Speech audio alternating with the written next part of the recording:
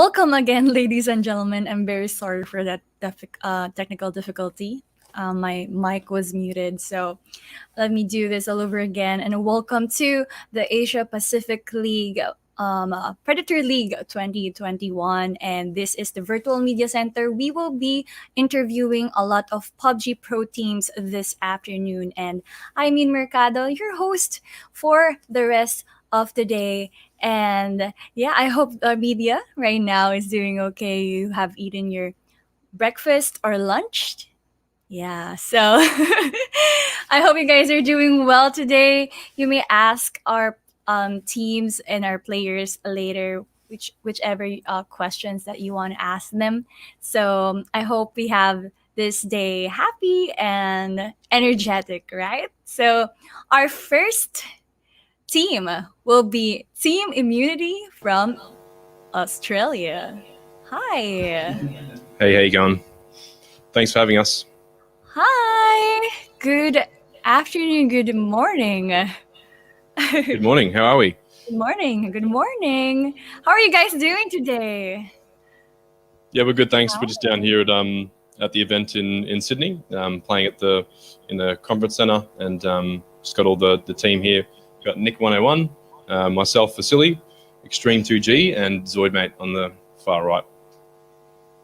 All right, that's great. It's kind of a bit choppy on my end, is that right? But I'll let me try to just hold it a bit closer. yeah, Yeah. it was a little Working bit from choppy, home things. but so can I get your names again? This is Yeah. So if we've got there are Nick no 101, people. Vasily, Extreme 2G, and Zoidmate.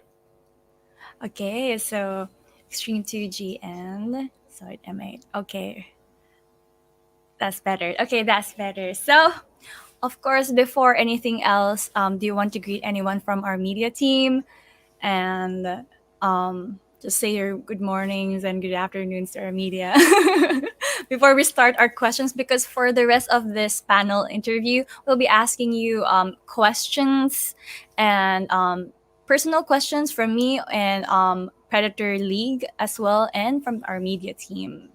So yeah, are you guys gonna be? Are you ready? Are you ready for Yeah. the questions? Ready to go. Yeah. Good. Okay, so guys, it's pandemic, right?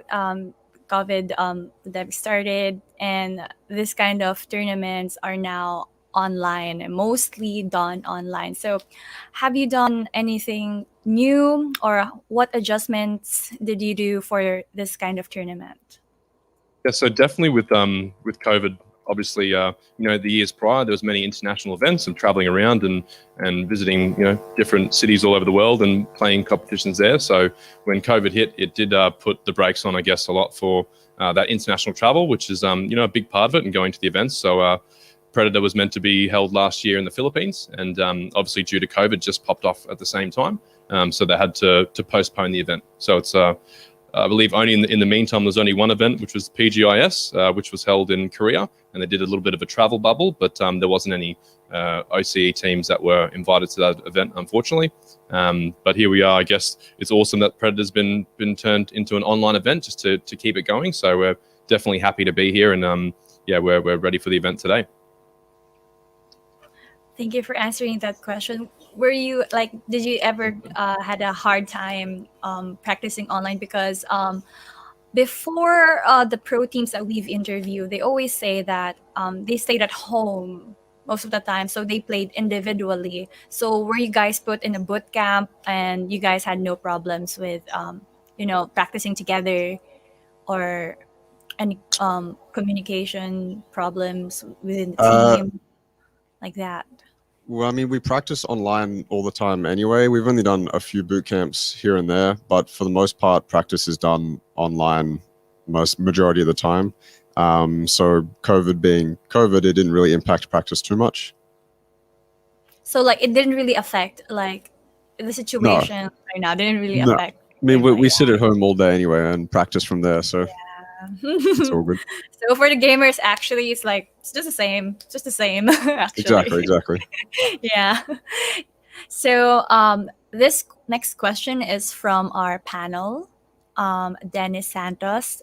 what are your expectations coming to this competition?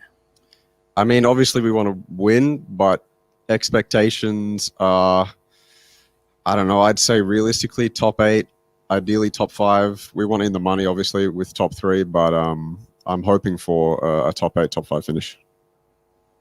That's great. We always actually ask this question to everyone on the PUBG League. So, who do you think your biggest competitor? I mean, the biggest competitor that you have right Um, now. in terms of biggest competition, maybe like Bay or Cerberus, some of the well-known Southeast Asian teams, maybe even Purple Mood. But for the most part, I think everyone's pretty evenly matched. But yeah, maybe Bay and Cerberus, I think are the two that I can think off the top of my head. Oh, sorry, my screen was lagging. But thank you for it's Cerberus, right? Cerberus, right? Pardon? Yep. Is that the team? Did I hear it right? Cerberus, yeah. Yeah, Cerberus, right? Okay. So for our next question, Rain Balagtas. Okay, how do you think you'll do in terms of team performance? I think we'll do fine. I mean, it's 12 games, so as long as we stay consistent, we stick to what we know about the game, we play our usual game, we play it pretty well, then I'm expecting to play well. I mean, I'm not expecting to play bad, you know? Like as an overall team, like, did you guys have like new strategies that you'd like to like show in this tournament? No, I think for this tournament, we're going to stick mostly to, I want to say, the meta and how you're meant to play the game, and we'll kind of adjust if we need to from there. But we go in knowing or playing the foundations, and then we'll adjust if we need to from there. Got it. And thank you for that question, Rain. So next question is from Julia C. So how was the support that you have been receiving from your region and your fans? I mean, the OCE region is always super supportive of any OCE team because OCE is a much smaller region compared to almost every other region. So every time there's a OCE team at an international event competing against teams from other regions, the support's always great. That's great. That's very lucky because most of the teams that I've interviewed, like they always say that it's really hard to get support, especially from it's desktop.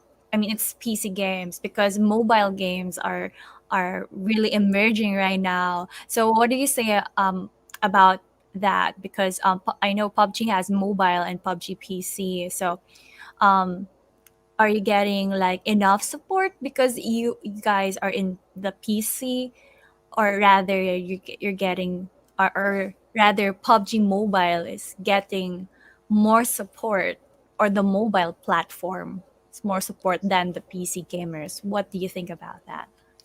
Yeah, so I think there's more mobile supporters around the world, but OCE in Australia as a region, the majority of the players here are PC players and supporters. So I think with our smaller region, we get the support of the players. That's great. That's great to hear. I would like to like actually dive more into that, but thank you for that question. So now we have um, a question from Chloe. How can you describe your playing style as a team or individually? You can answer that individually or as a team. I think our play style as a team is probably more relaxed and slow, methodical. We've got our IGL Zoid mate he's all right at what he does, so he knows what he's doing and he tells us where to go and what to do. So we just play it slow and smart. Yeah. Try not to do anything too quick, but be aggressive when we have to. That's great. Slowly and sure to get into the, That's right. chicken dinner. So, next question is from Rain Balagtas again. Follow-up question again. Did you ever expect that esports will be big and more so you will be part of it let me just expound to this question, because actually in a lot of regions, um, esports is really growing slow before, like 2 years or 3 years before, and suddenly like now it's exploding and so fast that everyone's getting into it. So, did you expect that esports will be like this bigger for like the world? No, so I think all of us, I could probably speak for all of us here, we all got into the game 2 3 years ago, just playing it for fun, after work or whatever we were doing. And we've all got these opportunities over the years to travel the world, and we've all been to multiple countries playing PUBG. So I don't think anyone expected it, and nobody started playing PUBG expecting to play it as an esport or professionally. So I think it's definitely blown up, and I didn't expect it to go like this.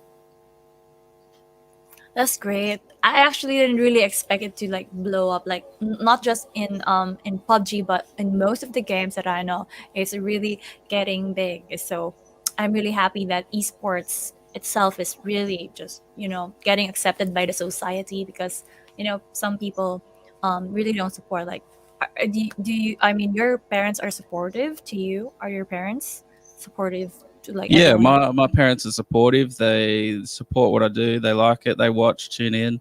I think most of our parents watch. Big supporters. I don't think anyone's against it. We've traveled the world, so we've proved that we can make some money and have fun doing it, That's and it's right. worth our time. You just have to show them that, hey, ma, I'm doing something great and I'm earning money. Yeah, So, exactly. So that you're not just wasting your time on profession, the right? computer. So, this question is from Isabi. So, do you do esports full time, like 24/7, or do you do something like other stuff like? Yeah, so we uh, play it full time from home. That's all we really do.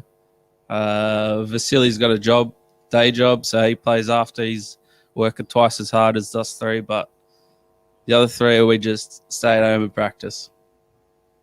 That's great. Like, you have to focus, because actually being a pro player isn't really easy. So you have to do dedication to spend all of your time practicing the game, and especially with your team. Team synergy is very very important, especially in tournaments. So I'm really glad that you guys are telling me that. So this next question is again from Predator League themselves. So um how is it to be in your region? Like, how is esports in your region? Is it like it was big before, or it's still big right now, or did it expansionally grow so big that you really didn't expect, or it's just the same? Esports in Australia is relatively small to the rest of the world because we don't really have the population to back it, or the organisations, or the money there, or the viewers for the tournaments. So it's definitely a lot smaller than every other region, but it's growing and it's getting there slowly. So at least it's like getting somewhere, because I know some people from Australia that they yeah, you're right, they're getting like team imported, right? Like they're getting from other sponsors in different countries, and then getting teams from Australia. So is it hard to be a pro player from your region, like individually? Like, you guys can answer this individually. Is it hard? What are the um hardships that you have gone through to be on that place right now? Yeah, I think just to answer the first part of the question, so there has been a few players that have been taken out of OCE and they've found opportunities in other parts of the world. So there's been Luke 12, who's gone overseas to play with SDK, and there's also been Tiggleton, who's playing for Sonics currently. There's also been a few others, such as like Linksy and other big names of the region. So they definitely did find other opportunities outside of the region, because there isn't that much or as much as other regions. So definitely with the NA and EU are a lot bigger. I think it also comes back to their in OCE being not as much competition locally. I feel like the NA and EU teams get to practice with each other a lot, which gives them that advantage when they go to the tournaments because they're already, ready to play in the current meta that is what they're playing over there. So when we play over here, we're playing in the OCE talent pool, which is a little bit smaller. There's definitely still some very good teams out there, but it's just a little bit different playing when you're region locked, I guess, to a certain area. Yeah. I see. I'm also curious because there was a team that I interviewed, and they told me that they're the only team left in their country. So, are you guys how is PUBG doing?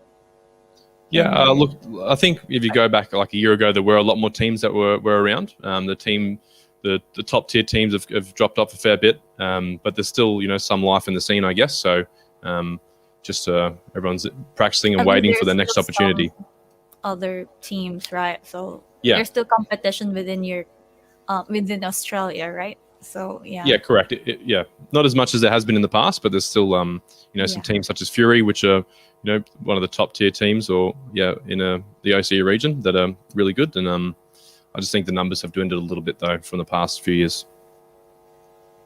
Got it. That's great. So, thank you for answering that question. Now we have Adobo Tech. His question is: do you have a pre-game routine before you play online competition or in tournaments? Like, does a team have anything? Like, I've heard like some team like they pray. They are really strict with the schedule. They eat, play, and they sleep at the right time. That's what I know. So, do you have any routine? Well, I You think guys can Zoidmate's got a couple of routines with the coffee timing and whatnot. We'll let him. Yeah, I'm pretty specific. I eat at certain times. I have caffeine at certain times before games, but that's differs between people. That works for me. Obviously, other people have different routines. Yeah. Like, how about team? As a team, what do you guys do? Yeah, I mean, as a team, you just practice as much as you can. You play some games, you play the practice games before the event on the day, and obviously you've been doing practice for weeks, even months beforehand. But when it comes down to the day, it really does turn into an individual routine. You just do whatever you do personally to focus up and get in the mindset to play. I do agree because FPS games or battle royale games are really hard to control because it's individual skills in a team play, right? Like, Yeah. yeah, totally get it. So, thank you for that answer. Now we have Chloe Moredo. She's asking, what aspects of a physical tournament do you really miss the most? I mean, there's so many. I mean, for me, it's being able to go to a country I've never been to before is like first and foremost one of the best things. But also the LAN environment is completely different. The internet, the overseas tournament environment is completely different to playing even a LAN tournament here in Australia. Depending on the tournament, you'll have crowds. You're surrounded by some of the best players in the world. The atmosphere is completely different, and I mean, there's way too many aspects to name that I miss about physical tournaments. But yeah. It's the hype too, right? The hype. Yeah, I mean, depending on It's the noise. if you have a crowd. Yeah, exactly. Right, exactly. It really does pump you up, and I miss it a lot. All right, thank you. And now we have a question from Edsel. How would you compare your style of esports performance with your Southeast Asian counterparts? I'm not quite sure what she means by performance, so I'm going to assume it's play style. Yeah, probably it's play style. Yeah, and- so I mean, I think in PUBG you kind of learn the meta of your region, and so EU, NA, SEA, OC, they all have different metas, and in OC we kind of tend to mimic the EU meta, so it's a lot more slow and methodical, making sure it's kind of like risk management in a sense, whereas I think when you compare that to the Southeast Asian region, Southeast Asia is a lot more aggressive, and they'll take fights that maybe they shouldn't, but they make it work, and they I don't know if they have any sort of risk management, but it doesn't really seem like it. They're super aggressive and I would say unorthodox. I guess it depends on the team, but if you wanted a simple explanation, it'd be OC is slow, SCA is fast-paced. All right. So that's their play style. So now Yes, we have yeah. a question from Dina Vasquez. How do you interact with your fans and supporters now that many tournaments are conducted online? I mean, the think only s- way you can really do it is through social media, right? You interact with them as much as you can through Twitch chat, through social media, Twitter, Instagram, Facebook, whatever your preferred platform is. If you stream, then they'll come into your chat and you can talk to them and answer their questions. But yeah, I mean, it's all online, so you just do it through social media. Yeah, so everything is on social media. Yes, yeah, everything. Okay, now we have a question from Urban Tech Noobs. With the current situation the world is in right now, what is the best advice you could give to aspiring players, especially the teams that can't practice together? Yeah, I think definitely with COVID, it has changed things a little bit. But if you're in the same region as your team, you can still play online. Like not many aspects have changed apart from I guess international playing together internationally. So usually the teams will reside in one location or in a region where they can play together. So I guess that's the benefit of being able to play video games, right? Is that you don't always have to be in person. You can play from the comfort of your own home. So for aspiring players, I think just to get out there to practice, to enter competitions and tournaments. That's how I guess all of us started. We didn't really think we would be here today or on many other stages around the world. But it's just about just practicing, just taking it seriously, putting in the effort, and then just applying yourself. Apply for competitions and events, and just and see how you go. That's right. So you just have to, do what you do the passion, you do the talking. Yeah, just get out there and get it done. Yeah. Get up and do it. So now we have our next question is from Lionel. Teams from other countries cited that internet connection might become a concern in an online tournament like this. So is it also a concern on your side? Yeah. Look, there is a bit of a ping delay between OC and SEA, so we'll probably be playing somewhere around 100 on 100 ping. So look, that does impact.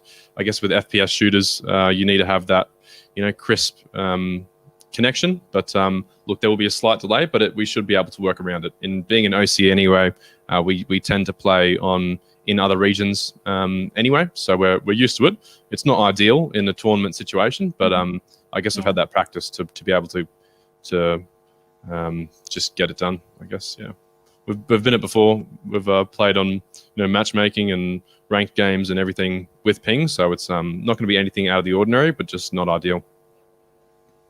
At least not that like a very big discrepancy on the ping side, right? So you guys can still play.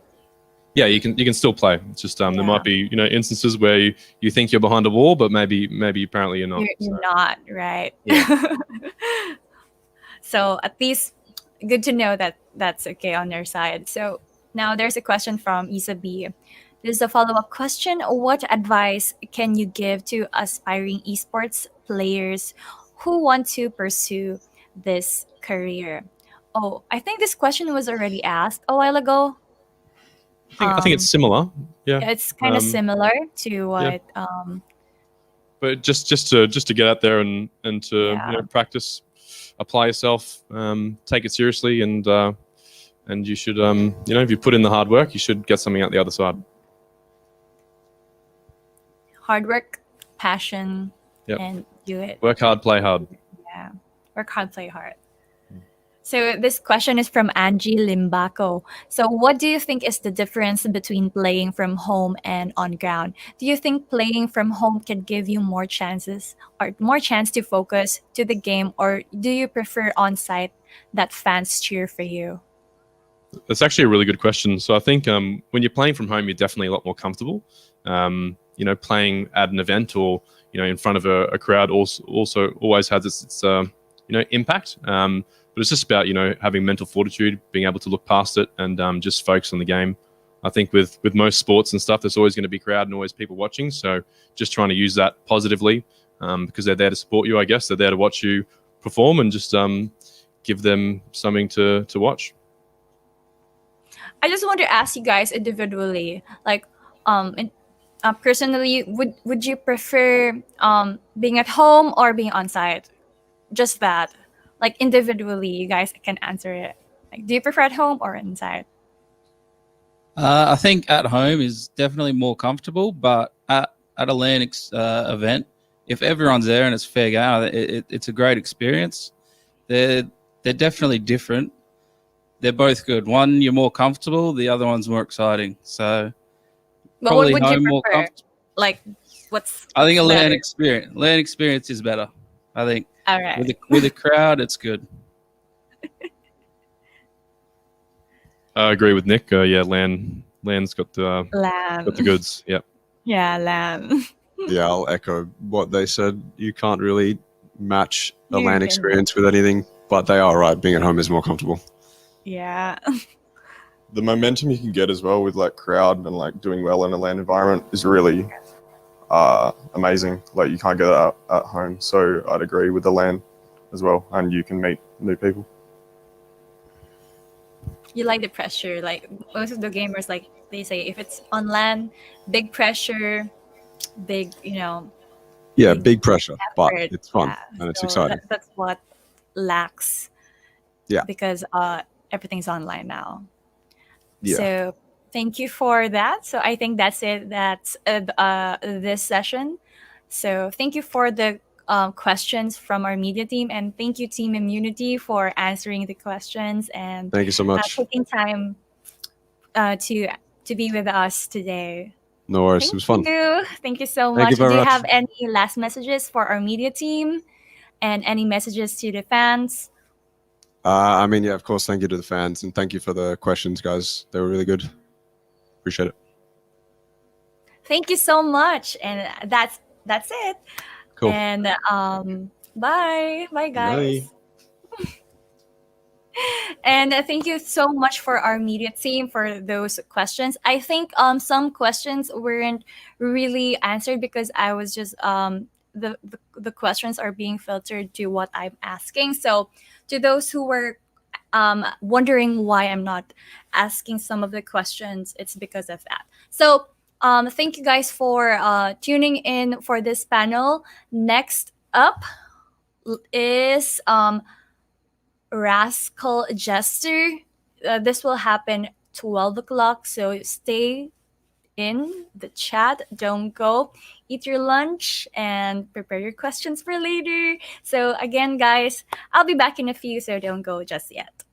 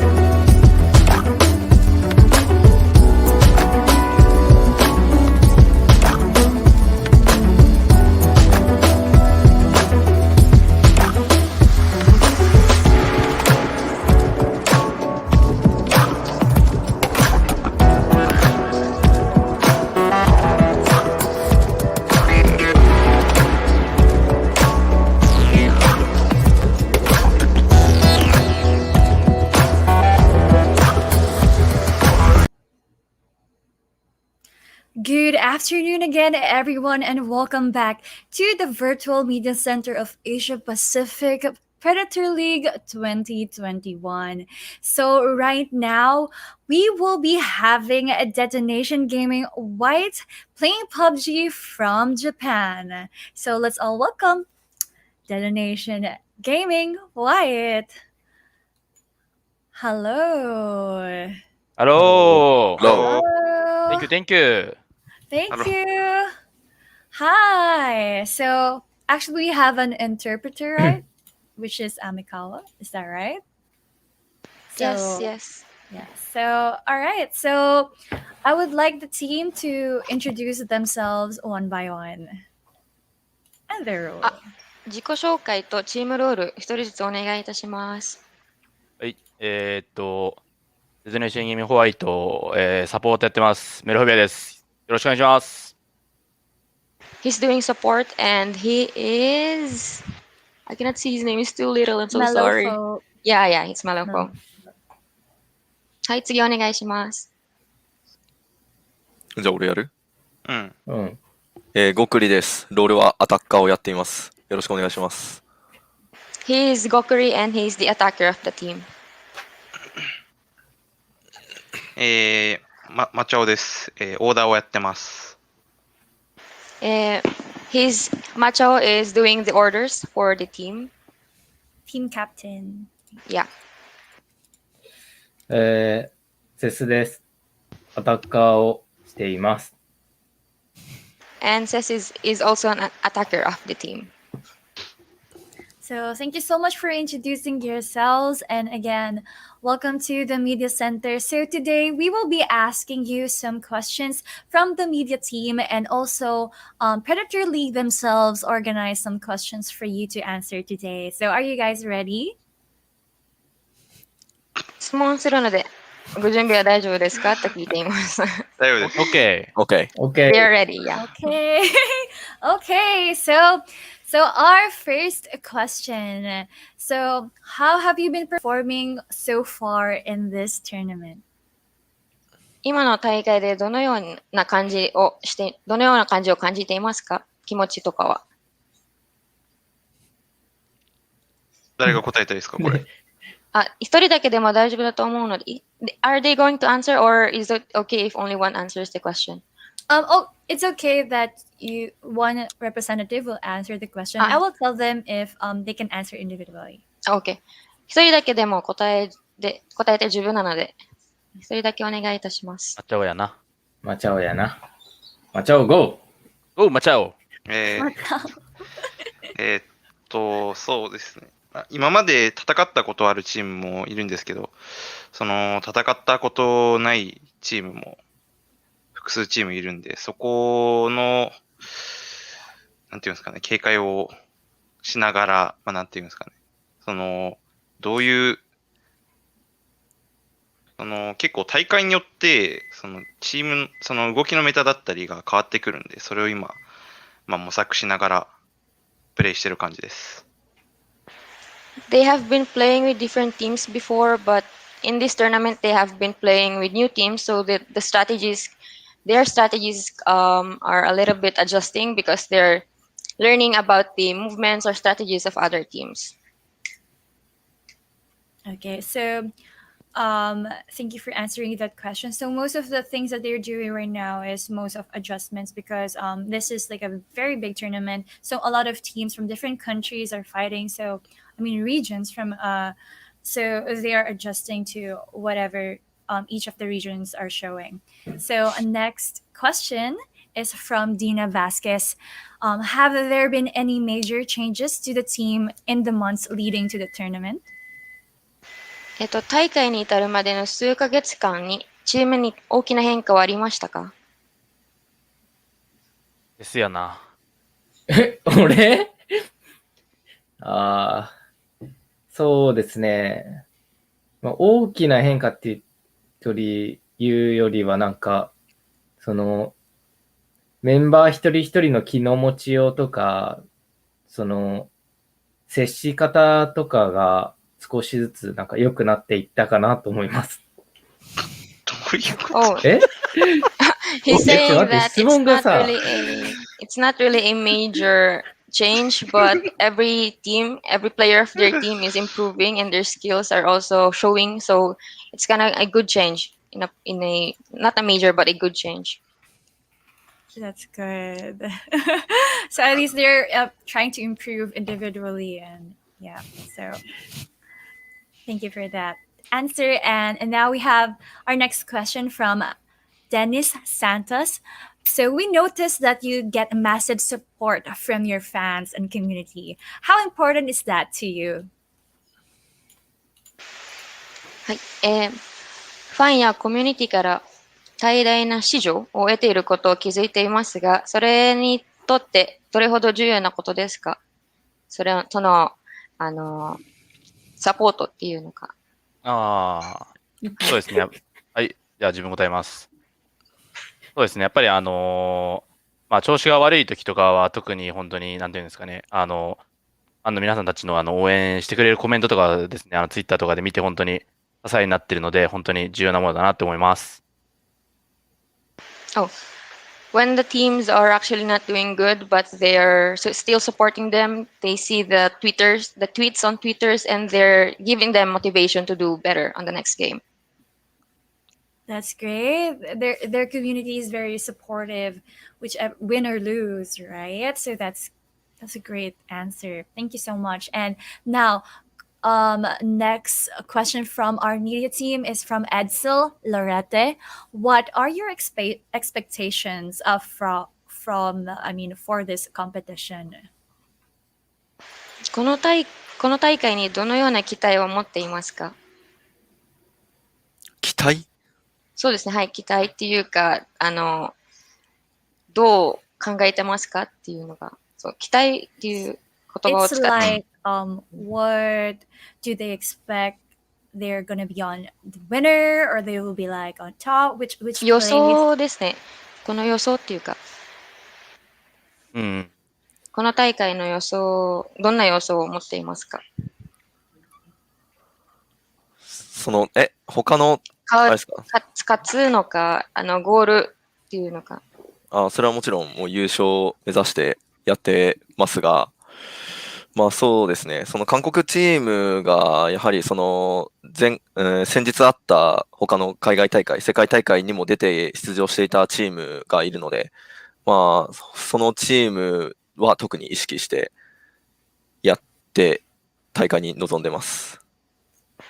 Of course, they're aiming for the victory, but there are some competitors or there are some teams that have been winners before, so that they are considering their gameplay and adjusting to that. Thank you for the question and an answer from the team. And now our next question is from Rain Balagtas. What do you think is unique about the player base in your region? 今の、日本の地域の選手層のどこがユニークだと思っていますか？そうですね。抹茶やな。ちょっと待って、わからん。じゃあ、どういう質問これ？もう一回質問いいですか？もう一回質問お願いします。いいですよ。日本の今の地域、日本の選手層のどこが、はい、そうですね。どこがユニークだと思っていますか？どういう特徴的なところは？そうですね。はい。はい、そうです。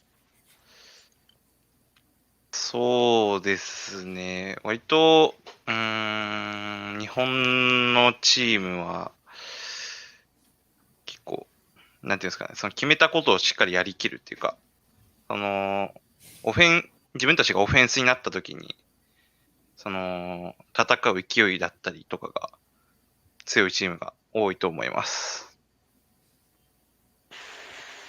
They're doing what it is on plan, and their offense strategy is improving based on the others team's gameplay. So, yeah, everything is improving with their gameplay.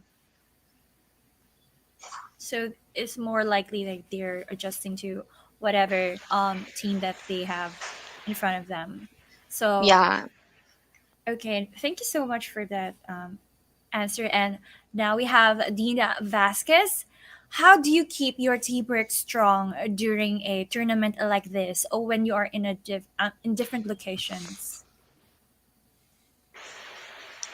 このような場所が違うのに、どうやってチームワークを強く保つのですか？今一緒にいないんじゃないですか。ああ、なるほど、なるほど。ディフェンスロケーションはいで。はい。どのようにそのチームワークを強く。これ、セス詳しいな。じゃあ、そうですね。まあ、結構、一緒にチームを組んで長いんですけど、思ったことを言えるような感じにはしていると思います。で、あと、集まった時に、ご飯をみんなで一緒に食べるとか、なんか、コミュニケーションは大事にしています。Oh, he's saying that even though they're not really together or in the same place, they're still communicating, and that's what's important to the team. Even if when they're doing lunch, they're still communicating with each other. So, yeah. All right. So for our next a question coming from Capon, which team do you think is the strongest in Japan? 今どのチームが日本で一番強いだと思っていますか？日本のチームで一番強いだと思っていますか？極力詳しいな、ストロングだから。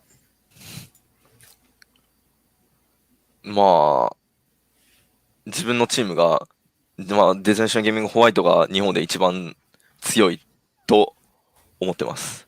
そう信じてプレイしてます。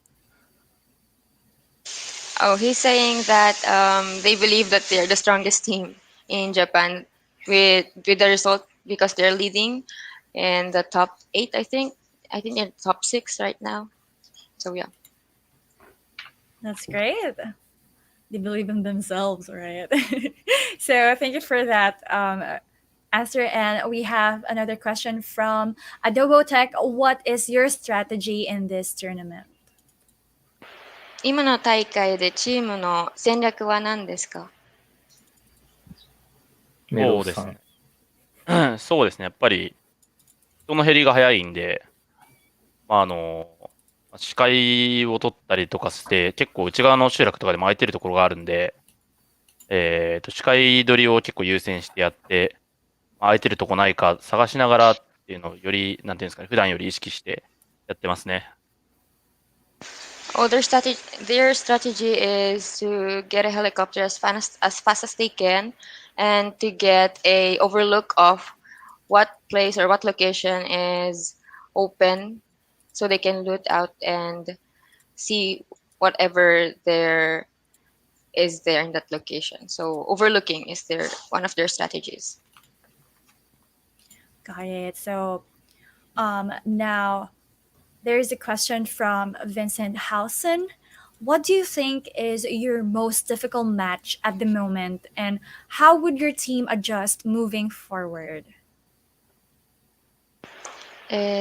まず最初の質問なんですが、今一番難しい試合は何だと思っていますか？今の試合の中で。で、それについてどのように前進を調整しますか？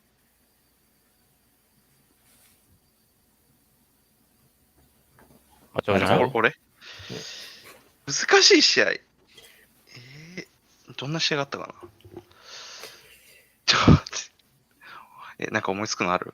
試合。右ベあったっけ？そうですね。右の足が今度。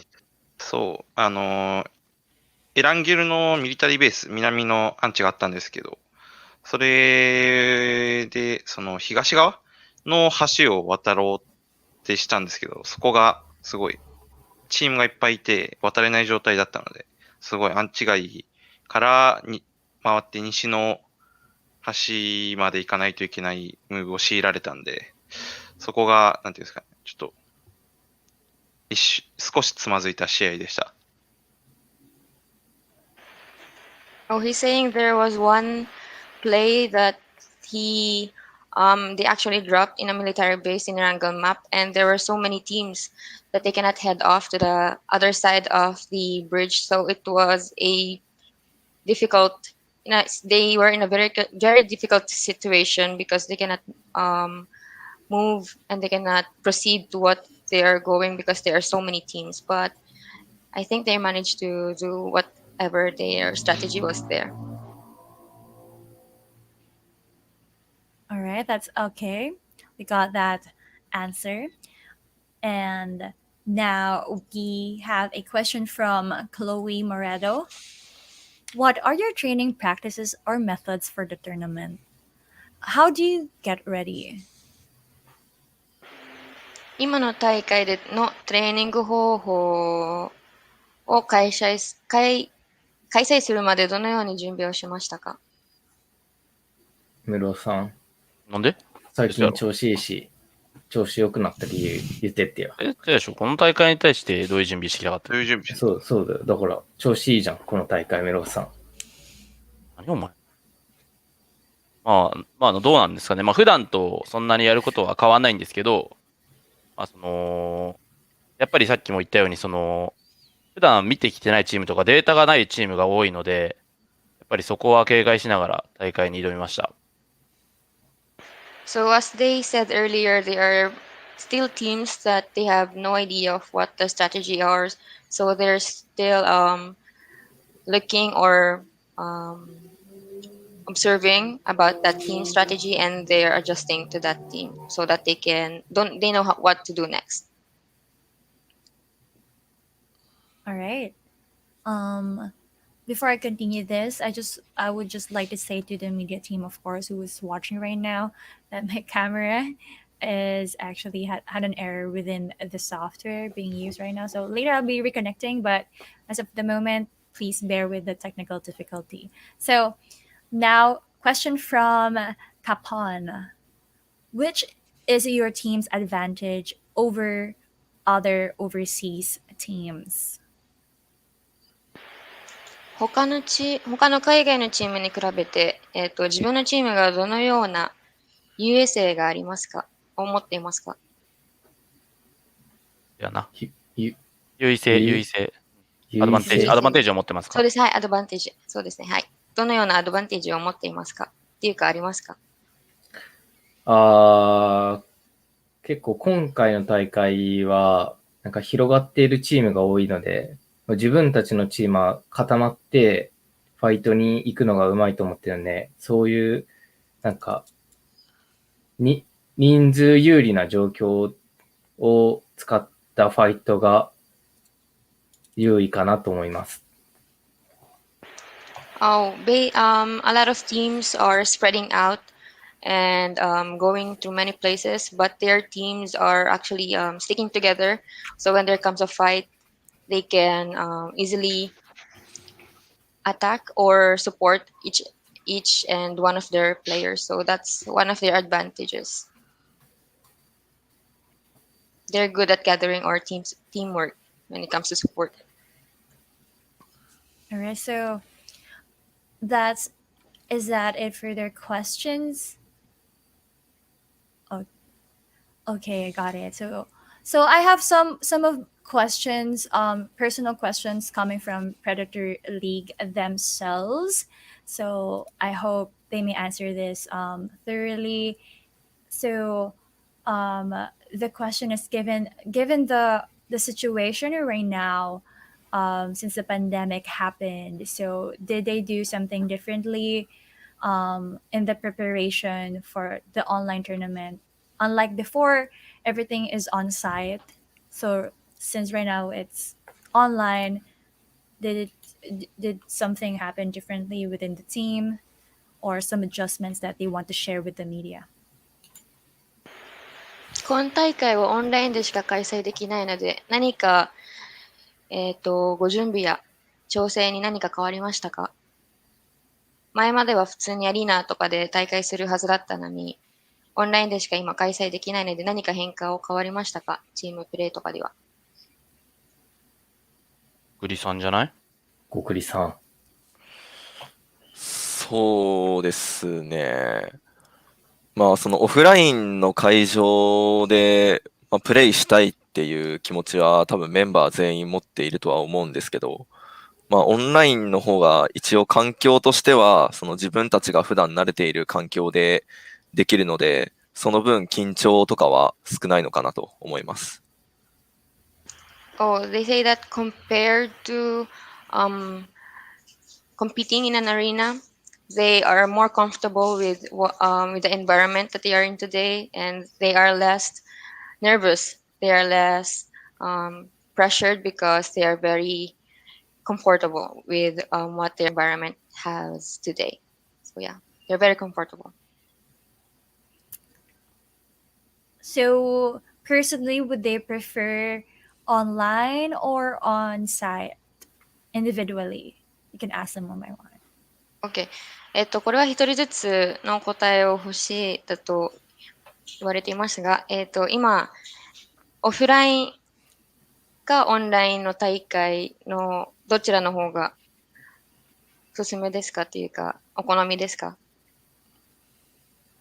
これから行こう。うん。まあ、もちろん、やっぱりオフラインが良くて、なんていうんですかね、オフラインはやっぱ、相手選手も見えるんで、やっぱ独特の、なんていうんですかね、空気感が、なんか好きで、ピリピリした感じも好きで、オフラインがやっぱ、自分がやってて、なんていうんですか、ゲームしてて一番、なんていうんですかね、燃えるというか、そういう感じがあります。As for Machao, he says that he likes the offline or the On competing in the arena, yeah, because the hype of the crowd is different, and he can see other players, so it's easier for them to do strategies. All right, thank you so much, Michelle. はい、次お願いいたします。はい。まあ、僕も、マチャオと全く同じ意見ではあるんですけど、まあ、あと一つ、まあ、オフラインだとやっぱりまあ、ファンの人とかも入る時があるんで、もう長いことを、そうですね、目の前でプレイする、ファンの前でプレイするっていうことをしていないので、やっぱりファンの人もそういうのが見たいと思いますし、まあ、そういう点では本当にオフラインをやりたいなっていう気持ちはありますけど、ただやっぱり、まあ、まあ、コロナが今流行っちゃってるんで、まあ、そこはなんか人命優先なのかなっていうところはありますね。Malafo says that he also has the same opinion with Machao, but he also added that he likes to he thinks that the fans also wants to watch them play. But for now, of course, every individual is important, so that's what matters to them. Got it. Thank you so much, Melofa, for that answer.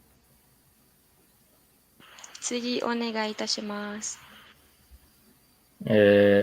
僕もオフラインがいいんですけど、まあ、オフラインだと、選手全員の環境が一緒なので、より公平な試合ができると思うので、オフラインが好きです。Seth says that he also likes the offline more because every team's environment is the same, so every play will be fair. They have the same environment, so he likes offline better more than online. で、最後お願いいたします。自分もセスと同じく、その大会で用意されているものを使用するので、オンラインだと、パソコンだったりっていうスペックなどで差が出てしまう可能性があって、まあオフライン、まあ会場に集まってやる大会の方が公平なのかなと思いますっていうのと、あとはさっきメロスさんも言ってたんですけど、会場に観客が入るので、例えば、大会に出ている選手がスーパープレーなどをしたときに、盛り上がった時の歓声だとかっていうのは、会場で大会をやっている時しか味わえないものなので、まあそういうのを考えるとオフラインの方がいいのかなと思います。Gokuri says that in offline is much better because in online, every player's computer has different specs, so there are so many different there are so many different things that can change, and also there are things that you can just feel when you're in the arena, such as the hype of the crowd once there's a victory. So they really prefer having it offline better than online. Got it. So thank you so much for that answer, C's, SC's, and Gokuri. And my last question for all the team members is, what are their messages to their fans? ファンへのメッセージをお願いします。だとです。メロさん得意やん。そうですね、やっぱりちょっと、そうですね、やっぱり、トラブルとかも続いてると思うんですけど、自分たち気持ち切らさずに、一生懸命試合に挑んでいくんで、この後の試合も、あと1日あるので、見ていただけたら、応援していただけたら嬉しいです。ありがとうございます。Of course, there are still many troubles. There are troubles before, but they're going to do their best. So they're hoping for their 100% support until their last match on Saturday. So that's it. All right. Thank you so much to the team members of Detonation Gaming White, and thank you for having us and answering all the questions from the media team as well as from the Predator League themselves. And I hope you have a good luck on all your upcoming matches this tournament until April 11. And yeah, so that's it for our panel this afternoon for Detonation Gaming White. Thank you so much. Arigatou gozaimasu. Thank you, thank you. Thank you. Thank you. Thank you, thank you. Thank you, thank you. Thank you. Thank you. All right. So again, my camera is actually is having a difficulty right now. I'll be reconnecting in a while, and just in a few minutes, like few minutes is like 4 minutes.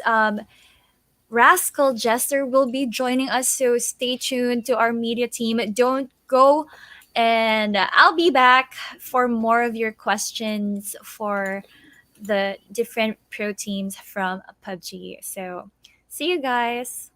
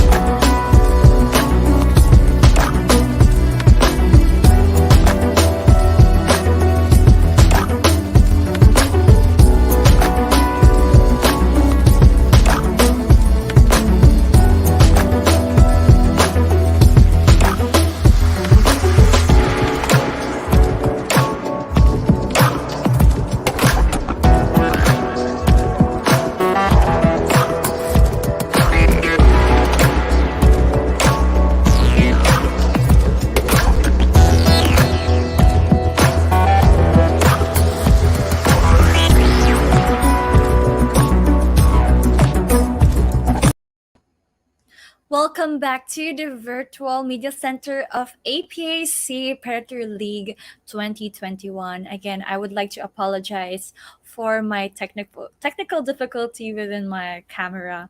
Right now it's already fixed, so we will be continuing with our next team for our media to interview, which is a Rascal Jester from Japan as they compete for PUBG League. All right. So, good afternoon to the Rascal Jester. Hi. Hello. Hello. Hello. Hi. How are you guys doing today? You may introduce yourselves one by one. チームロールをお願いします。自己紹介とチームロールお願いします。シンビディスコ。ガバハから行く？うん、ガバから。ロール自己紹介で。ガブハです。オーダーやってます。Gaba, he is the captain. He gives order for the team. で、俺行くか？うん。OK。シノビーです。フラッガーやってます。Shinobi, the flaggers of the team. ウェスカーです。アタッカーやってます。Wesker is the attacker of the team. ピアちゃんです。アタッカーやってます。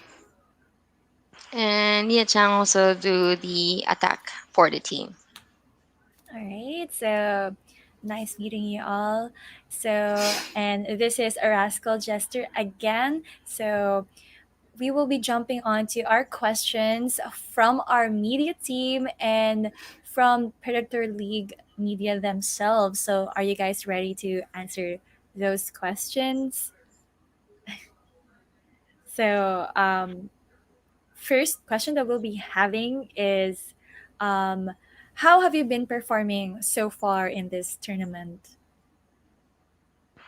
今の大会はいかがお過ごしでしたか？どのようにお過ごしましたか？今大会で。誰が？じゃあ、フィア行こう。Captain Ken. 嘘でしょ？チームキャプテンだって。ガバハ。どういうまあ、チームとしてどういう状態で臨んでいるかということですかね。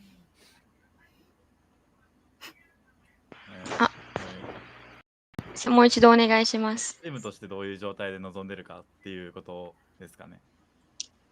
チームが今どのように過ごしていますかっていう質問だと思いますが、はい、チームプレーとかは、はい、そうですね。今のところどんな感じってことだよね。そうですね、はい。まあ、戦い、ファイトメインの動きをできるだけしてる感じですかね。They're actually doing their best in the fight. So yeah, that's only what he said. They're doing their best in every team fight. All right. So thank you so much for answering that question. So next question is from Capon. So your team members have changed over the past year. What has changed as a result? 1年間でチームメンバーが変わったっていうのがあって、その結果何が変わりましたか？何が変わりましたか？チームプレーなどでは何が変わりましたか？メンバーが違ってて。そうですね。チームメンバーガバちょっと声ちっちゃいんじゃない？本当？うん。これ大丈夫？ちっちゃいね。入ってる。入ってる。チームメンバーが変わって、なんだろうな。そもそもの動きもちょっと変えつつ、そのチームメンバーに合った動きというか、個々の能力を発揮できるような動きを、考えつつ、チームとして動きの変化をつけていきました。So for the every individual, every team player has their own skills. So they're also improving the team play. They're adjusting their team play based on that player's skills, and they're improving more on teamwork to adjust their play. Got it. So, and now next question from our media team, Dina Vasquez. Aside from PUBG, do you play other esports game? What are they, or do you concentrate solely on PUBG? Individually, they can answer this question. これ一人ずつ答えをお願いします。PUBG 以外のスポーツゲームをやっていますか？あるならそれは何ですか？それとも PUBG だけに集中していますか？ガバガラどうぞ。他のゲームってこと？そうそう、他のゲームってことだよね、これ。e スポーツゲーム。e スポーツゲームうん。だから他の、例えばね、ロケリーとかさ。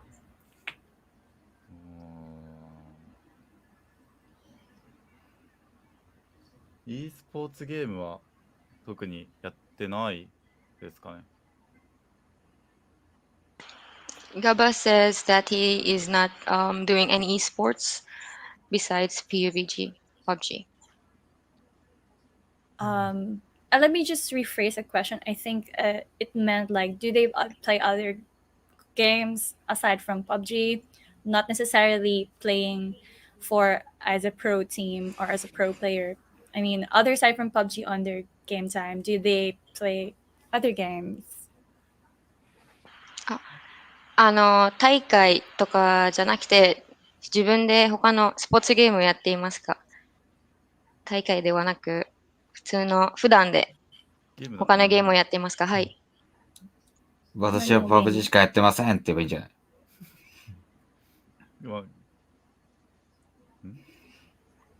ゲームはそうですね、PUBG がメインなんで、PUBG を多くやってます。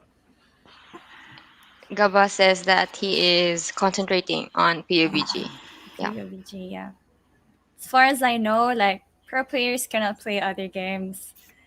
Is that right? Can you ask them like, do their team or do their management allow them to play games aside from PUBG? プロプレイヤーは他のゲームをやれますか？その権限をありますか？それともあります、あります。バロラントとか、Apex とかやります、普通に。They are allowed to do other games such as Valorant and Apex. Yeah. There you go. Besides So, PUBG. I think that answers the question of Dean a while ago. So some of the players play PUBG, play Valorant, and sometimes Apex Legends. So thank you for that. So how about the other two? Do you play other games as well, so that the media team would know what games does individually have their interest on playing? 他のメンバーも PUBG 以外のゲームをやっていませんか？僕はオーバーウォッチとか、あと何かやってるかな。結構いろんなゲーム触ったりしますね。Oh, he's saying that he is Overwatch. I don't know if that's a game. Yes, Overwatch is a game. Yes. Yeah, Overwatch and other related games. He's also playing other related games. All right. And lastly, 最後お願いします。はい、自分はそうですね、たまに最近はあんまできてないんですけど、ストリートファイター、ちょっと格ゲーをやってます。Oh, he says that he's playing Street Fighter and kakuge. I think that's a Japanese game. Yeah. Got it. Thank you so much for answering the question. Now, this question is coming from our Predator Media. Are there any adjustments had they done in the preparation of this tournament, since it's online and it's pandemic? And how do they do anything differently this time that, everyone's at home, they don't have boot camps to play with So how do they do it to playing together like that? 今大会はオンラインでしか開催できないので、何か、ご準備や調整、そのチームプレーっていうのが、ご準備に調整はありましたか？何か違くやりましたかっていう質問です。普段オフライン上でやるつもりだったんですが、オフラインとオンラインで戦い方などには特に変化はありません。チームプレーは同じっていうことですよね。そうですね。Oh, there wasn't really no adjustments that they had to do because playing offline and online has really no difference. So they're sticking to what they're doing every tournament. So that's right. Nothing really changed in their region. So whether you play online or on site, they play as a team and as well as how their team synergy works. So that's the answer to that question. Now we have from Julia C. If you're not an esports player today, what do you see yourself doing? e スポーツプレイヤーではなければ今何をしていると思っていますか？自分。Everyone can answer this individually, and they can answer in simple answers. ゲーマーじゃなければ何してるかってことよね。そうですね、はい。働いてんじゃねえか。働いてんのかな、みんな。まあ、俺プロ野球選手やね。Wesker said she might be a baseball player. 他のメンバーは普通に働いてるだけで大丈夫ですか？はい。そうそう、僕はお金が好きなんで銀行員とかやってそうですね。Oh, he's saying that he actually likes money, so maybe he's working on a bank. I think that is yeah.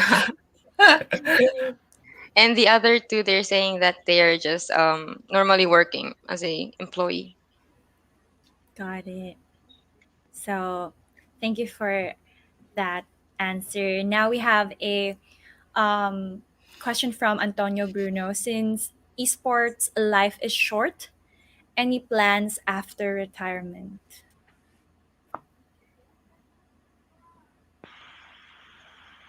e スポーツは長く続かないので、その退職後の計画はありますか？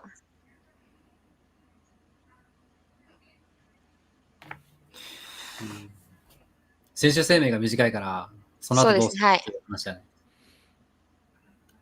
俺なんもないな。なんかある人言った方がいいんちゃう？ああ。その後か。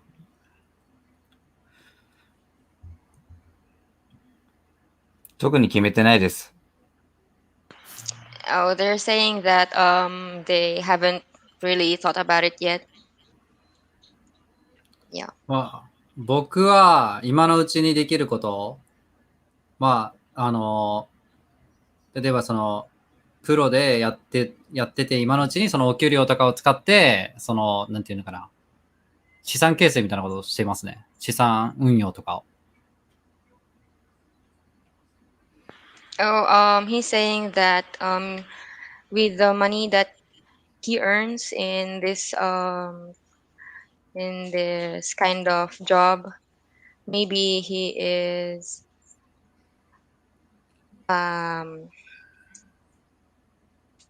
asset system, maybe doing different kinds of things with that money after retirement. All right, so there will be a last question coming from the media team.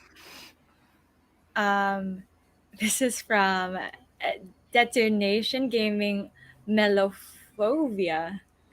So what is their rival team? これ、ライバルチームはどのチームだと思っていますか？一番強いだと思っているチームだとか。デトネーションゲーミングホワイトです。They're saying Detonation Gaming White is their rival team. It's cute. Thank you so much for answering the question. And do you have any fan messages that you want to say? And to our media team, do you want any messages for them? Do you have any messages for our team? ファンへのメッセージをお願いします。誰かじゃあまあ。フィア行くかベスピーかフィアだな。フィアだな。マジであ今大会もまだあと1日残ってますし、またこれからもいろいろな大会、世界大会とかアジア大会とかもたくさんあるんで、応援よろしくお願いします。頑張ります。They're going to do their best and they have one last day of match, so they're hoping for their support until the very last day. Even on other Asia competitions, they're gonna do their best. All right. So, how about the other? Or is it like the whole team messages already? Is that the whole team message already? Or 一チームとしてのメッセージで大丈夫ですよね、今のメッセージは。はい、大丈夫です。はい。Yeah, it's the message of the team. Got it. So, thank you so much. ありがとうございます for ありがとうございます。 the ありがとうございます。 the time that you have given us, and also thank you to our media team who are still asking questions. So thank you so much for taking your time again. Thank you so much to Rascal Jester, and that's it for this panel. And see you guys in a while or soon. Bye. Bye. Bye. Bye. So thank you so much again to the media team, and we will be continuing to our next session, which is Enter Force 36. They're still playing in our PUBG League, and they're from Japan. So don't go just yet. I'll be back in just 5 minutes or so. Don't go. If you have questions, just type it on the comment section. And yeah, thank you so much for staying to our media team and to all the players who's still watching right now. Thank you so much, and I'll be back in a few. Bye.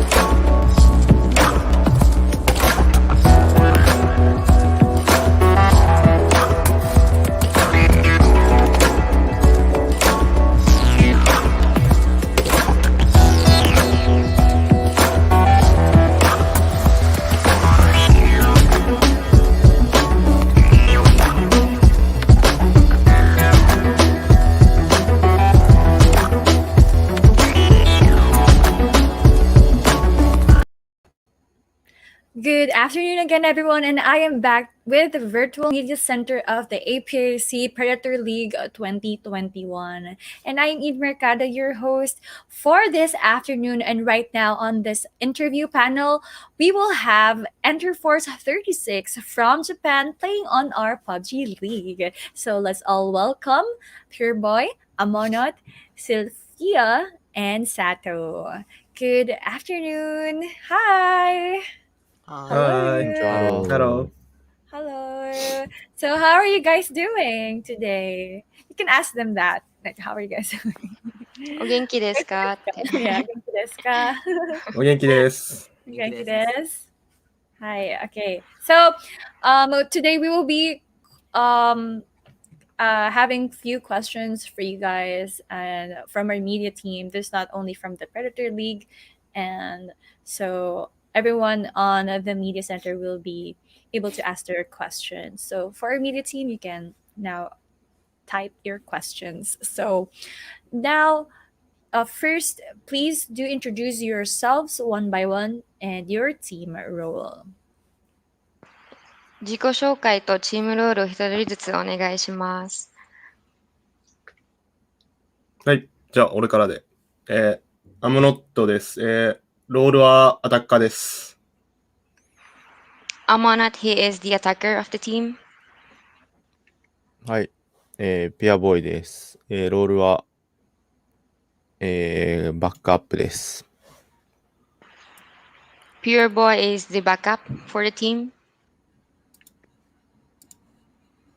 俺言った方がいい？俺でいい？佐藤さん。うん。エンターフォース36ジャパンのシルフィアです。好きな食べ物はチキンです。ロールは、オールラウンダーです。Sylvia says that he likes chicken and he is an all-around role. He has a all-around role. はい、佐藤です。オーダーやってます。And Sato is the team captain. He do the orders for the team. Hi, nice meeting you all and a good afternoon. So now the media knows each of you one by one. Now we'll be jumping to the question and answer portion. So first question that we have right now is, how have you been doing so far in this tournament and your team performance in the tournament? 今大会のチーム成績はどうですか？それとも一人ずつ自分のお過ごしはどうでしたか？どうですか1日目があんまり点数取れなかったんですけど、2日目かなり取れて、チームの状態も良くなってきてるので、3日目も同じように楽しくできればなと思ってます。Amanat says that in the first day match, they weren't able to get some points, but yesterday they were able to get some. So they're hoping to have more points for the third game, and they're going to do their best as a team. That's right. So now we will be jumping to our next question. And this is from Edsel Lorette. What is your strategy working as a team, particularly for big E-games like these events? このイベントのような大きなゲーム、の場合、そのチームプレーや戦略は何ですか？なんか、他の人。じゃあ、大会だと、結構、安全にプレイすることが、かなり多くて、戦略とかはあまり詳しいことは言えないんですけど、でも最近少し攻撃的にプレイするようにはなりました。They are doing in this kind of a big event, safe play is a very important role, and they cannot really say what the detailed strategy of theirs, but they're improving about their strategies. They're improving their strategies more and more. I got it. So this is like the first time I know that safe play. But no, actually safe play is usually the same as slow play, like in PUBG players. So probably that's more like it. So now we will jump onto the next question is Adina Vasquez. What important preparations do you make for every tournament? Like this could be like your routine before you play the game, or this could be like or the team synergy. Do like some people, I mean some teams, they pray before they go to the tournament, and sometimes like they follow a specific or strict routine, like play, sleep, wake up in the morning, eat proper lunch and dinner, like that. So what is the team preparations for every tournament? 大会ごとにチームはどのような重要な準備をしますか？何か、例えば、祈ったりとか、大会の前に祈ったりするとか、そういうルーティンみたいな準備はありますか？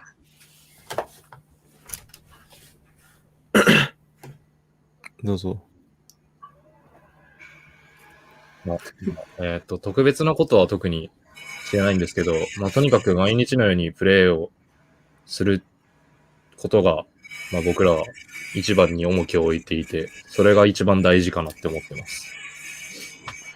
They're not really doing anything special in before every tournament, but they're always playing because they think that's what's important. They need to play every day and improve their playing skills. I'm just curious, like, do they hype up each other before they play the game? Because since it's online, right? So there's no crowd, no other people who can talk to them and cheer for them. So individually, like, how do they hype up the team like that? チームのテンションはどうやって盛り上がりますか？どうやって盛り上がっていますか？そうですね。チームのテンションは今、オンラインでしか大会できないので、そういうオンラインに比べてテンションはそんなにないんじゃないですか。テンションは盛り上がらないので、そのテンションはどうやってチームとして盛り上がっていますか？大会に出られるっていうことがまず大事だと思うので、そこで結果を残すっていうモチベーションをただひたすら自分たちでキープしつつ、オンラインでもオフラインでもやることはあまり変わらないので、ただひたすら結果を求めてやっているっていう感じです。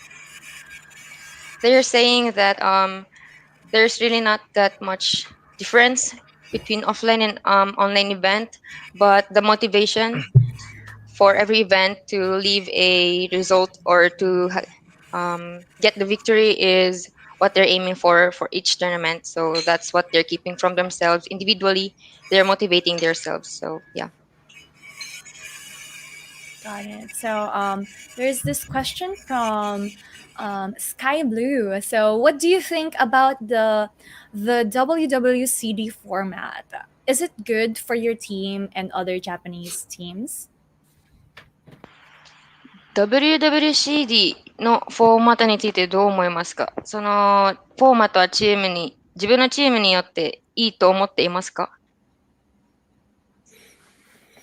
まだ新しいルールなので、ちょっとどうなるかがわかんないっていうのと、ただ、僕たちはまだ PGIS で一度経験しているルールなので、そこは一つ有利かなと思います。There are new rules that they are not familiar with, but they have experiences before, so that's one of their advantages compared to the other teams. So yeah. Yeah, so thank you for that question, Sky Blue. And we're jumping on to the next question. This is from Nana. So what are you doing during the interval? So that's a tricky question. What does interval means? Probably what she meant is what do you do during your free time, other than playing PUBG, like, do you have free time, or doing during not playing on tournaments? What do you do? 大会以外で何かを、何をしていますか？他の趣味とかはありますかっていう質問だと思っていますが。全員答える？ Are they going to answer They individually can or answer individually. 一人全員答えても大丈夫です。一人ずつでもお願いします。じゃあ、自分は、まあ最近、そのコロナの影響とかであんまり外には出られないので、なんか特別外でできる守備とかはないんですけど、まあでも、そうですね、なんかアニメを見たりとか、まあ、YouTube で動画を見たりとか結構してます。Sylvia says that because of the pandemic, there is nothing much to do outside, so he is doing he's watching animes or watching YouTube in his free time.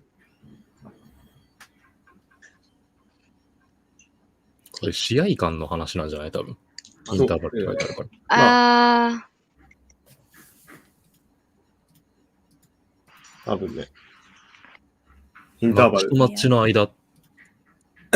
そうですね、それかもしれないですね。はい。今、エイサージャパンからのコメントもが入ってて、多分、試合の間ですね。はい。マッチの間は、自分は寝てます。Oh, Sylvia says that between the matches in the tournament, he is sleeping. Yeah, right. Yeah. You're re-energizing yourself, Yeah. right? Yeah.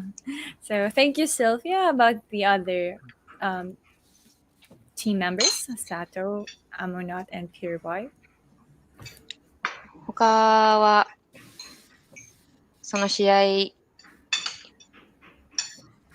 の間に何をやっていますか？前のマッチの振り返りを自分の中で軽くやって、いつも通りやることを考えながら休憩してます。Sato says that he's reviewing the past matches and he is looking for something that he needs to improve while he is resting. All right. Yeah. So let me just clarify. So Nana's question was between the matches, like intervally. So what do they do as a team, probably, and individually? Oh, okay. そうですね。チームとしてと、あと一人、各自でのやってることをお願いいたします。とりあえず今は2人答えしましたので、残りの2人をお願いいたします。はい。チームでは、その試合終わった後すぐに、軽くフィードバックをして、あとは、それが終わったら自分は自分の時間で音楽聴いたり、携帯見たりしてます。Amanat says that as a team, after every game, they're looking for feedbacks about their game and they're talking about it to have some improvements. But other than that, he is just listening to music and resting after every game. Got it. Yeah. So how about lastly, Pure Boy, what do you do? Intervally the games. 僕は、チームでフィードバックした後は、休憩を取りつつ、前の試合で個人的にできなかったこととかを意識して、次の試合こうしようっていうのを決めて休んでます。Pure Boy says that after reviewing the feedbacks of their last matches, he is seeing or searching for what mistakes or what he didn't do that he can do in the next match to improve their play. While after that, he's going to rest. Yeah. Yeah, got it. So thank you for that question, Nana, and I hope they have answered your question. Now we have our next query from Lionel Makahilig. So what other games do you want to see being featured in online tournaments such as this? 他にどんなゲームがこのようなオンライントーナメントで、特集されるのを見たいんですか？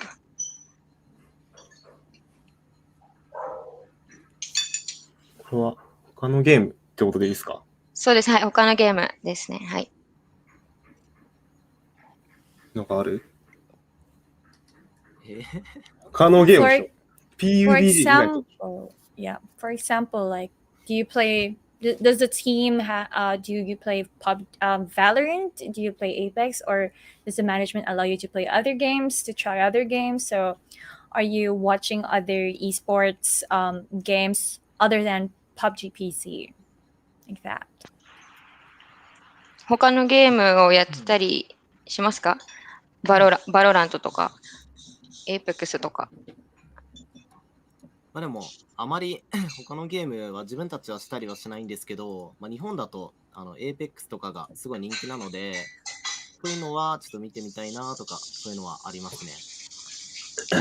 Sylvia says that Apex is very popular in Japan, so maybe that's the game that they want to see in this kind of tournament next time. Yeah. Got it. How about the other teammates, Pureboy, Amonot, Sato, Apex Legends 2? 他のメンバーも Apex を見たいですか？それとも特にないんですか？僕は特にないです。PUBG で大丈夫です。So you Pureboy just said, like, yeah. PUBG only, right? Yeah. So yeah, I think all of the players just play PUBG. So this will be the last question from Dina Vasquez. What message of encouragement and advice can you give to your young fans who also want to be esports players like you?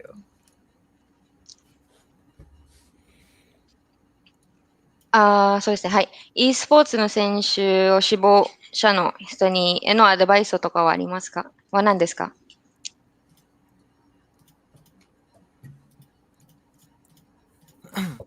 ？Anyone can answer. 答えます。すごい、もともとゲームって楽しいもので、趣味から仕事になったりするっていう人が、趣味からプロゲーマーになったっていう人がすごい多いと思うんですけど、楽しかったっていうのもあるんですけど、プロゲーマーになってからは、楽しいことだけじゃなくて、辛いこととかもたくさんあるので、なんかそういうのをしっかりと覚悟を持った上で、目指してもらえればと思います。Sylvia says that most of the pro players became pro players because of their hobbies on playing games, but they have to remember that it's not all fun and games. There are also some tough times, but they have to believe in themselves and just do their best in reaching their goal. I do agree with this. And thank you so much, Sylvia, for answering that question. Now, since that was our last question, do the team members have individual messages for their fans and for the media as well? ファン、の、メディアへのメッセージはございますか？これ全員ですか？そうです。はい。全員答えても大丈夫だそうです。じゃあ、シルフィアさんからどうぞ。はい。いつも応援してくれている皆様、ありがとうございます。こんにちは。プレデターリーグもあと1日残っているので、しっかり優勝を目指して頑張りたいと思います。はい。Sylvia says that he's very thankful for the support of each and every one of them. They have one game left, one day game left, so they're hoping for their support and they're going to do their best to get the victory. Got it. And thank you so much for giving your time and answering the questions from our media team. And thank you so much again, Enter Force 36, for giving us a chance to talk to you. ありがとうございます。ありがとうございます。 So, bye-bye. Thank you so much. Bye-bye. Bye-bye. And that's it for Enter Force 36. So later on, I will be continuing this interview session with Sun Sister. And this is another team from Japan playing in our PUBG League. And again, if you have any questions, don't forget to type it on our chat box, and I'll be reading it afterwards. So yeah, I'll be back in a few minutes. So I'll catch you guys.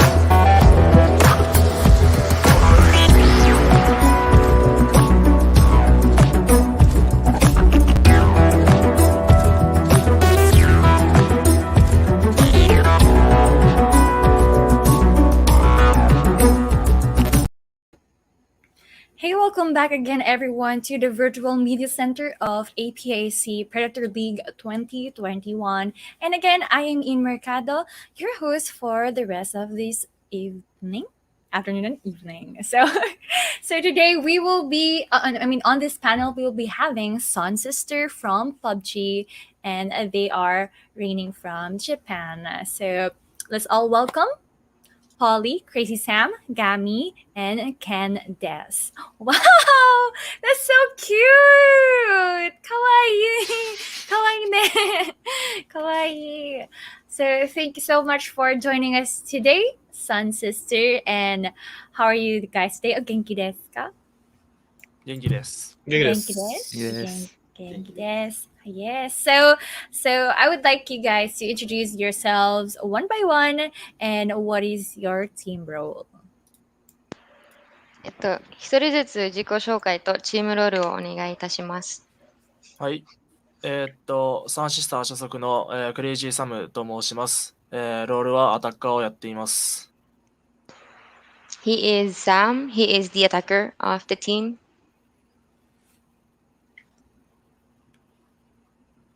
俺 Next. はい。僕大丈夫ですか？ガミさん。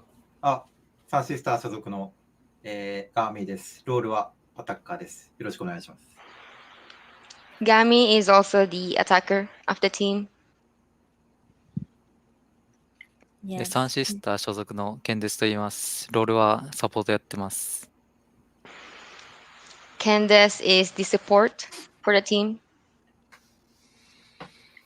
サンシスター所属のポリです。今はロールは仮でオーダーをやらせていただいてます。And Polly is the team captain. He gives the order for a team. Yes. So as far as I know, I forgot from the previous team to say yoroshiku onegaishimasu, right? After introductions. Yeah. So thank you so much for introducing yourselves, and we will be asking you questions, and you know that from the panel, from the media, and from Predator League media themselves. And so yeah, we will be jumping on to the questions. So are you guys ready? Are you guys okay? Ready? Okay. Okay, so our first question is how are you guys doing in terms of a performance in this tournament? 今大会のチーム成績はどうですか？パフォーマンスとしては。そうですね。まあ、現在、左側のページ7位だと思うんですけど、まあ、何チームか、すごいとても強いプロチームがいる中で、7位というのは自分たちの中では、まあ、まずまずの成績だと思っています。He's saying that their performance is quite good, considering that they're in the top 7. They're ranking 7 right now, and the other teams are really strong and very competitive, so they have a lot to learn, but as of now, their performance is quite good. That's great to hear, and we're looking forward to see you guys more in the finals and in your top 5. So the next question will be, are there any adjustments that you had to do in the preparation for this tournament? Now again, let me expound this. Since it's a pandemic, and a lot of the pro teams that I've interviewed before, they had to do like a boot camp, or they cannot see each other and it's online. So what are the struggles that the team had in the preparation for the Predator League? 今大会はオンラインでしか開催できないので、何か困難しましたか？それとも何かご準備で変わりましたか？ご準備の調整などで何か変わりましたか？そうですね。まあ、オンラインもオフラインも基本的には変わらないと思っているので、まあそんなにいつもと環境は変わったつもりはないです。He says that there's no really difference between playing offline and online, so they're just sticking on what they're doing every day. And yeah, that's probably most of it. I'm just wondering, since I've been getting this answer since a while ago, that there are no difference from online and offline, as what they tell me. Because other PUBG teams told me that there's such a big difference because there's hype, there is, they're getting pressured because of the fans, the crowd.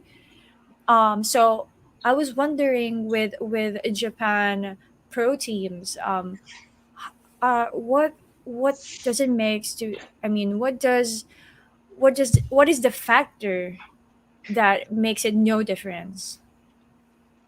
他のチームのインタビューに関すると、オフラインとオンラインの違いが結構あるっていう聞いてるのですが、日本のチームは、普通に違いはないっていう答えをほとんど答えしているのですが、その違いはっていうその差がっていうか、そのオフラインとどういう違いを持っていますか？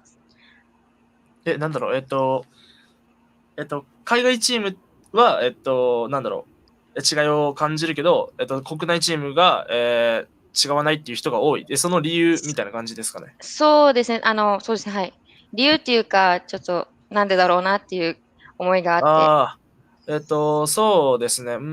多分、試合数なのかなと思っていて、国外チームって多分、大会が多い。で、ほとんどオフラインでの大会がほとんどだったと思うんですけど、日本の、大会って、しばらく、ここ最近しばらくはずっと、オンラインでやってるので、それである程度のその慣れみたいのが、あるのかなっていうのと、もともと試合数が少ないので、そんなに、なんだろう、オフライン慣れしてないっていうのもあって、あまり差を感じられないのかなって思います。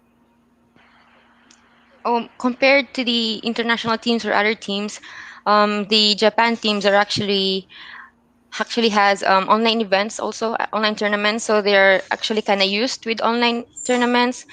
And on the other hand, they're not really used on offline tournaments. So maybe that's the difference that they feel between the other teams. That's why they're saying that they have a big difference. Yeah, but in the Japanese teams, they're just really used to online tournaments. That's why they don't really feel any difference at all. So may I just ask, how long how long was the Japanese pro teams or the organizations do online events? How long has it been like this? Because on other regions, it's just offline. Everything is on site. Nothing's online. Yeah. So how long has it been like this? Like this kind of big events. このような大きな大会は日本でもありますか？オンライン大会とかは。あるならその期間はどれくらいかかりますか？他の、国だと普通にオフライン大会が多いので、そうですね。日本はどれくらいかかっていますかね？オンラインイベントは。そうですね。オンラインの大会に関しては、大抵いつも3日間ほど、長くても3日間ぐらい。で、短いと1日とかですぐに終わる大会が基本的には多いです。ずいぶん前からオンライン大会とかもありますよね。ありますね。コロナウイルスが始まってからでも普通にありますよね。はい。Okay. They're saying that even before the pandemic, they actually have online tournaments like this, and it actually usually lasts for 3 days or 1 week before the tournaments. So yeah, it's very common in Japan. Yeah, so it's like ever since it's very, very common to have like a big event but it's just online, right? Yeah. Yeah. So thank you for answering the question. Now we have another question from Rain Balagtas. What is your edge among the other Japanese esports PUBG team? 他の日本の e スポーツ PUBG チームの中では、その自分のチームの強みは何だと思っていますか？そうですね。何か、自分たちがやりたい行動があったときに、こうしたいっていうふうに言いやすい、多分雰囲気がかなり整ってるのかなっていうふうに思います。They have a very communicative environment. So whether they want to expound something like I want to do this, let's do this. They can easily communicate with that, and they can talk about it easily. So that's one of their advantages that they think they have, other than the other teams. Right. Thank you so much for answering that question. Now we will be jumping to Dennis Santos' question. How important is your fans' support to you? Is this individual or as a team? As a team, usually. Okay. チームにとって、ファンのサポートはどの程度で重要だと思っていますか？そうですね。もちろん、すごく大事な、役割があって、ファンの人たちからこう、SNS だったりとか、自分の個人配信だったりとかで、こう、応援してます、頑張ってくださいみたいな声援があると、自分たちのメンタル的にとても助かっている部分が大きいです。The fan support is very important to them. It's a very important part of their play because every time that they support them, like, do your best, you can do it, it helps them mentally and it improves their play more because of the support of the fans that they're getting. That's nice because actually I've seen the Japanese fans. They're really supportive when it comes to their athletes, and especially guys, your representatives of Japan. I've seen how supportive they are. So I'm really happy that it's like a culture thing, esports culture thing. So yeah, we'll be jumping on to the next question of Chloe Morado. How can you describe your playing style among all the other PUBG teams? 他の PUBG のチームに比べて自分のチームのゲームプレイのスタイルをどのように説明をできますかね？そうですね。なんだろうな。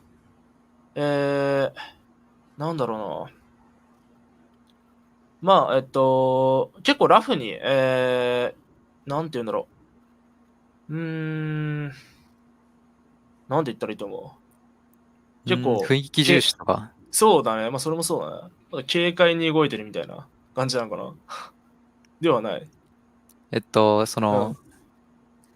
待ってたら動けなくなるシーンでも、先にその自分たちが仕掛けれるようにトライしてることが多い。そう言おうと思ったんだけどさ、難しいよね、説明が。いや、他のチーム絶対そうなんだよね。いや、そのまま言ってもいいんだけどさ、他のチームと比べてってことでしょ。まあいいや。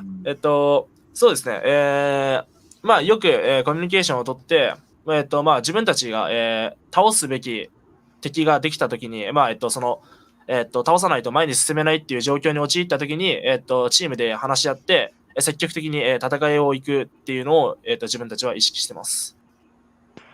So they're very their communication is very important as a team as their team play, but every time that they have to do something like they have to attack, they voluntarily do it because they know what if they think that they're going to do best for their team play. So with communication and proper attacking, maybe, yeah, their gameplay, that's their gameplay style. That's great. So I hope that answers your question, and thank you so much for answering that. So Julie C has a question right now. She said, "Love the Bears. What is the significance of it to you? I mean, to your fans or team? The Bears that they are holding." So ぬいぐるみ可愛いだと言っています。すごく可愛くて、何かそのぬいぐるみを表現していますかね、チームとしての。それとも普通に可愛いだけで思っていますかね。どういうことだろう。なんだろう、どういう意味ですかね。もう一回お願いします。Do they have like characters? Like, do they represent themselves, or what is the bear signature? Like the signature of the bears, it's like that. その持っているぬいぐるみは何か表現しています。表現っていうか、ファンとしてコレクターで集めてるか、どうやってそうですね、はい。ですか？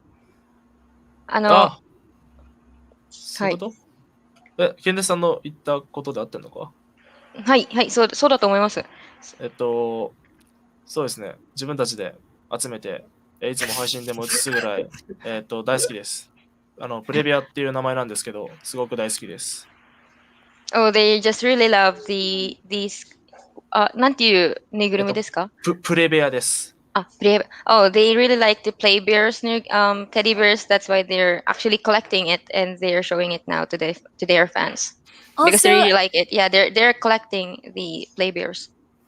So the clothes of the bears are customized, is that right? そのぬいぐるみの着てる衣装は作られてますか？作ってもらってますか？はい、作ってもらいました。自分たちのチームのロゴと、that's right. I thought のロゴが入ってま at す。 first I thought Predator gave it to them. I'm like, why don't I have one? Why don't I have one? So yeah, so it's a customized teddy bear. Cute. All right, so cute. He has a PUBG hat. So cute. So thank you so much for giving us that information. And we have another question. So how is the esports community in your region? 今日本で e スポーツはどのように成長っていうか普通にどのようになっていますかね？それは、どういうことだろう。強さ的にっていう意味なのか、経済的にっていう意味なのか、どっちなんだろう。経済的にだと思ってます。コミュニティだと。はい。そうですね。まあ、10年ぐらい前と比べて、まあ、10年前の日本の e スポーツチームって、給料が出ないとかいうところがほとんどだったんですけど、今は、まあ、どのゲーム、いろんなゲームのジャンルのプロチームでも結構お給料が出るっていうところがだいぶ増えてきて、すごくその辺がとても大きく昔と違うと思います。Compared to over the past few years, the esports in Japan is really being popular. So many pro players have actually having benefits of it, and it is one of the things that they are very grateful for because, of course, they are one of them. So yeah, it's really rising in Japan. It's in Japan. And also, I'm curious, is it the mobile industry is booming too? So in Japan, is PC game better? I mean, the esports scene for PC games is better than on mobile games. モーバルでゲームするよりパソコンでゲームするの方が楽ですかね？っていうか、いいのですか？自分たちは、もちろん、パソコンでゲームをするのが好きなので、パソコンだと思うんですけど、日本の、なんて言うんだろうな、そのゲームをプレイする層の人たちは、結構、携帯、そのモバイル寄りの人がとても日本は多いです。Crazy Sam says that he personally likes playing in the computer more, but the mobile games in Japan are actually becoming very popular right now. So most of the Japanese people are really into mobile applications, mobile games. So when it comes to esports, like pro teams, for example, PUBG games, right? PUBG Mobile and PUBG PC. So do the Japanese esports community prefer more on PC, PUBG PC than PUBG Mobile? Because on other region, PUBG Mobile is bigger than PUBG PC. Okay. このような大きな大会に関すると、e スポーツゲームをパソコンか普通のモバイルでやるのがどっちの方がおすすめっていうか好きなんですかね。他の地域では普通にモバイルでゲームするのがすごく有名になっているので。そうですね。PC でやってるんで、PC って答えないと多分いけないんですけど、ただ、なんだろう、仕事に行く合間とか、あとは、学校に行く合間とか、移動する時間に手軽で携帯だとできるので、そういう意味ですごく携帯ゲームの方が、入りやすい、のめり込みやすいのかなっていうふうには正直思います。こういう大会でも携帯の方で乗り込み。はい。He says that of course right now they're doing it in PC, so maybe he's thinking that he should say PC, but if you compare the two, the mobile application is easier to bring, so you can actually just bring it everywhere, even if in just like competition, you can bring it after school or even after doing something else in the house of So when it comes to convenience, the mobile application in playing in mobile is better, but they really like it more in PC. PC, yeah. Yeah. So thank you for that answer. And I think we have one last question from Ron Barbaza. So a brief introduction of Sun Sisters' beginnings before they were recognized in Japan PUBG esports scene. So can you give us a brief history of how did you guys start before you were recognized in Japan? はい、サンシスターが日本の PUBG スポーツ界で、認知される前の始まりを簡単に紹介できますか？そうですね、サンシスターっていうチームは、もともと別の FPS タイトル、FPS ゲームで、始まって、で、最初は、プロチームっていう存在ではなかったと思うんですけど、で、そこから、徐々に、そのゲームで大きくなって、で、いろんな大会で、国内大会で勝ち抜いて、で、いろいろ歴史が続いていって、今に至るっていう感じだと思います。Before they even started out as a pro player, they were called FPS Gaming, and they have been joining different competitions in Japan. And after winning a bunch of times, many times in the past history, they have been recognized, and now they are known as the Sun Sisters. Right. So they were been together. They're friends for a long period of time now.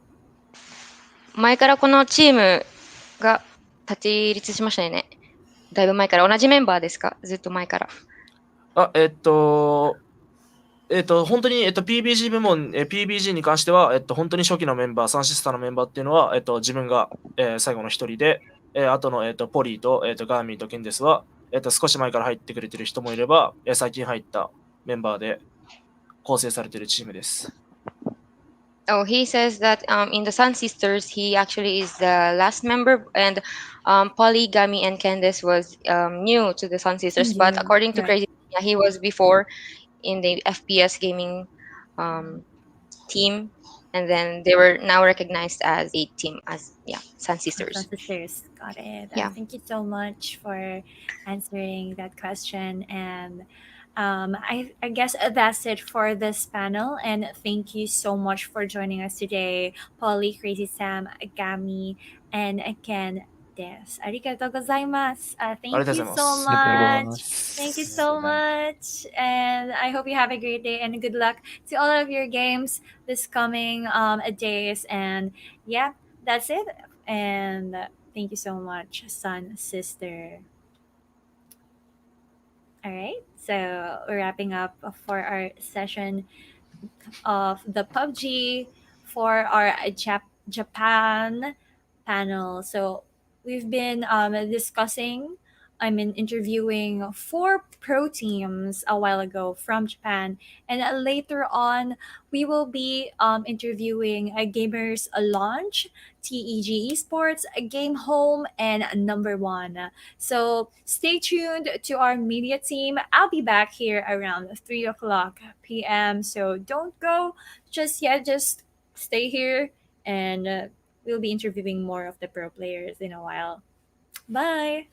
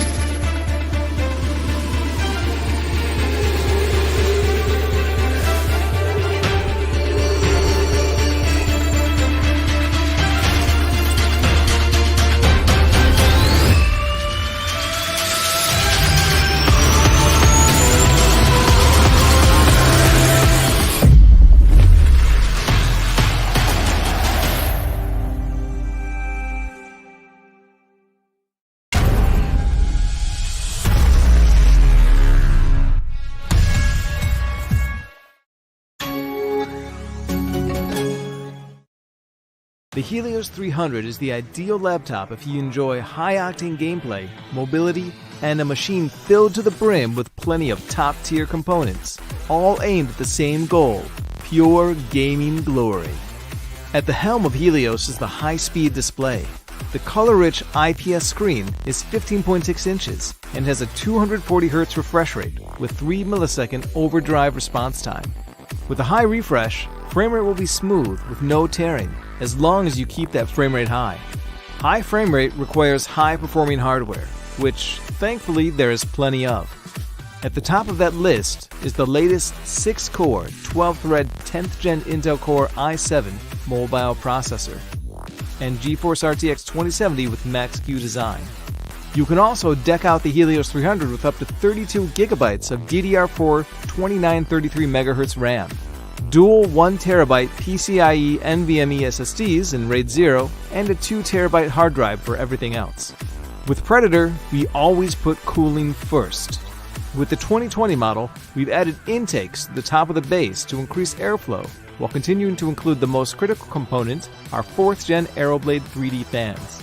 Custom engineered, these fans have been built to maximize airflow while reducing overall noise, made possible through their Bionic-inspired design. Some prefer to use their laptops as a mobile desktop replacement, so all the ports, such as Mini DP, HDMI 2.0, 3 USB 3.2 ports, and 1 USB Type-C, should give you plenty of access to your displays, gadgets, and more. Looking down from the display, we have the 4-zone RGB keyboard with a few custom keys to take note of, Turbo, so you can overclock with a single press, and Predator Sense, giving you immediate access to our utility app where you can adjust fan speed, overclock, monitor temperatures, and many other useful functions. And that, in a nutshell, is the Helios 300. And if you want to know more, just check the links below. From all of us here at Predator, good game.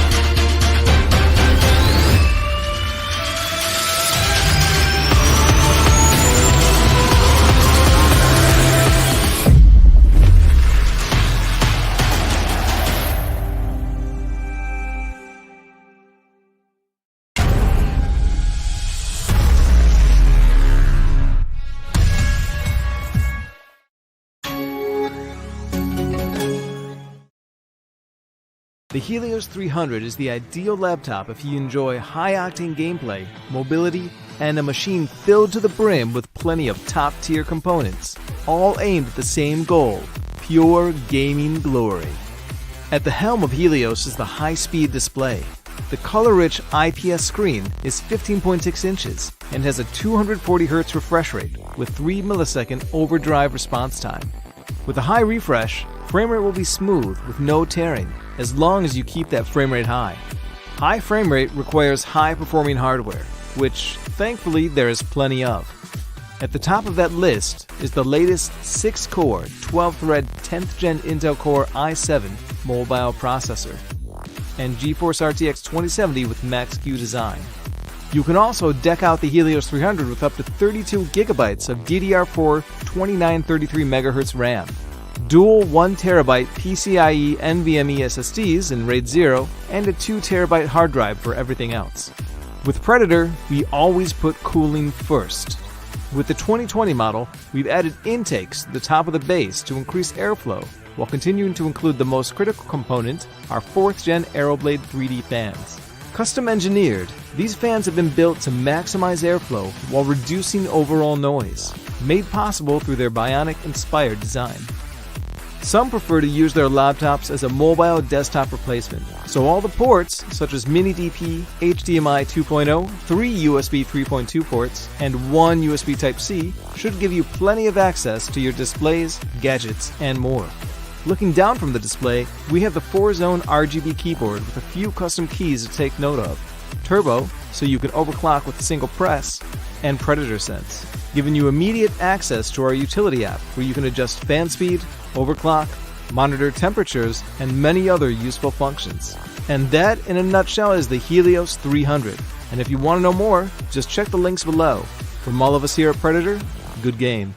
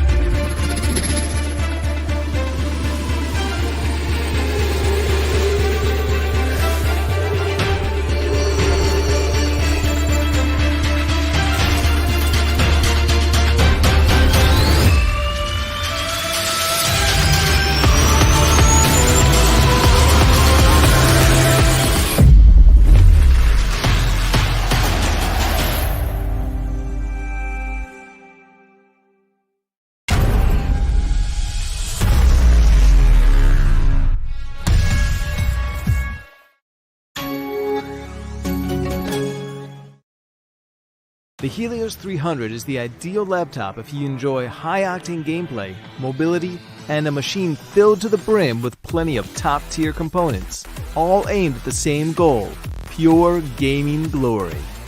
At the helm of Helios is the high-speed display. The color-rich IPS screen is 15.6 inches and has a 240Hz refresh rate with 3 millisecond overdrive response time. With a high refresh, frame rate will be smooth with no tearing, as long as you keep that frame rate high. High frame rate requires high-performing hardware, which, thankfully, there is plenty of. At the top of that list is the latest 6-core, 12-thread 10th Gen Intel Core i7 mobile processor and GeForce RTX 2070 with Max-Q design. You can also deck out the Helios 300 with up to 32 gigabytes of DDR4 2933MHz RAM, dual 1TB PCIe NVMe SSDs in RAID 0, and a 2TB hard drive for everything else. With Predator, we always put cooling first. With the 2020 model, we've added intakes to the top of the base to increase airflow, while continuing to include the most critical component, our 4th Gen Aeroblade 3D fans. Custom engineered, these fans have been built to maximize airflow while reducing overall noise, made possible through their Bionic-inspired design. Some prefer to use their laptops as a mobile desktop replacement, so all the ports, such as Mini DP, HDMI 2.0, 3 USB 3.2 ports, and 1 USB Type-C, should give you plenty of access to your displays, gadgets, and more. Looking down from the display, we have the 4-zone RGB keyboard with a few custom keys to take note of. Turbo, so you can overclock with a single press, and Predator Sense, giving you immediate access to our utility app where you can adjust fan speed, overclock, monitor temperatures, and many other useful functions. And that, in a nutshell, is the Helios 300. And if you want to know more, just check the links below. From all of us here at Predator, good game.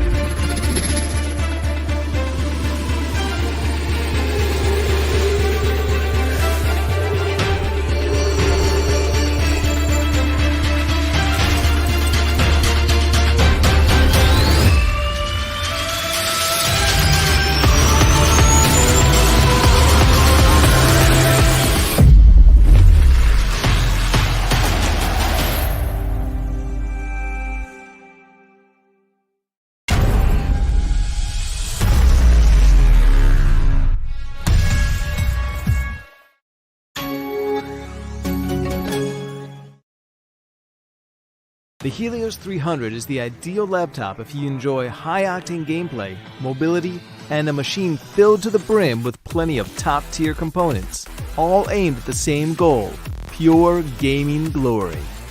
At the helm of Helios is the high-speed display. The color-rich IPS screen is 15.6 inches and has a 240Hz refresh rate with 3 millisecond overdrive response time. With a high refresh, frame rate will be smooth with no tearing as long as you keep that frame rate high. High frame rate requires high-performing hardware, which thankfully there is plenty of.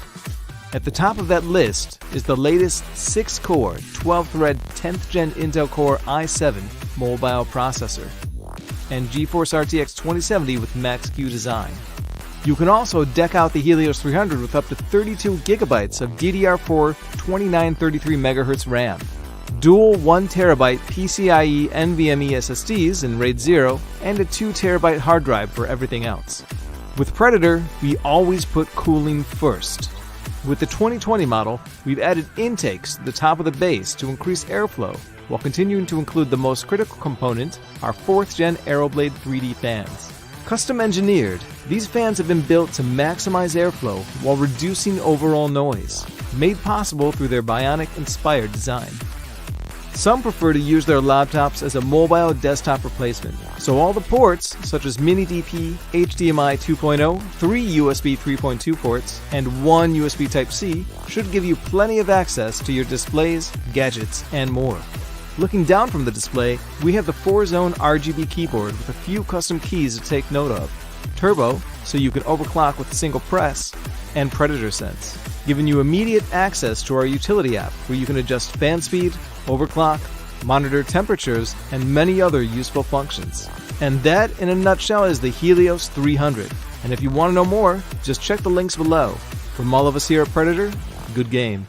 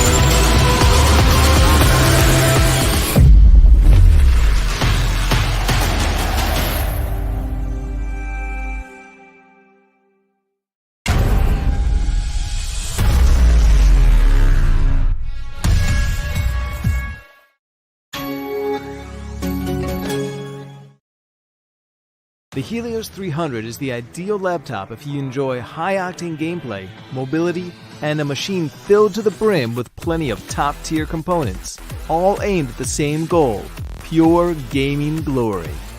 At the helm of Helios is the high-speed display. The color-rich IPS screen is 15.6 inches and has a 240Hz refresh rate with 3 millisecond overdrive response time. With a high refresh, frame rate will be smooth with no tearing as long as you keep that frame rate high. High frame rate requires high-performing hardware, which thankfully there is plenty of. At the top of that list is the latest 6-core, 12-thread 10th Gen Intel Core i7 mobile processor and GeForce RTX 2070 with Max-Q design. You can also deck out the Helios 300 with up to 32 gigabytes of DDR4 2933 MHz RAM, dual 1TB PCIe NVMe SSDs in RAID 0, and a 2TB hard drive for everything else. With Predator, we always put cooling first. With the 2020 model, we've added intakes to the top of the base to increase airflow, while continuing to include the most critical component, our 4th Gen Aeroblade 3D fans. Custom engineered, these fans have been built to maximize airflow while reducing overall noise, made possible through their bionic-inspired design. Some prefer to use their laptops as a mobile desktop replacement, so all the ports, such as Mini DP, HDMI 2.0, 3 USB 3.2 ports, and 1 USB Type-C, should give you plenty of access to your displays, gadgets, and more. Looking down from the display, we have the 4-zone RGB keyboard with a few custom keys to take note of. Turbo, so you can overclock with a single press, and Predator Sense, giving you immediate access to our utility app where you can adjust fan speed, overclock, monitor temperatures, and many other useful functions. And that, in a nutshell, is the Helios 300. And if you want to know more, just check the links below. From all of us here at Predator, good game.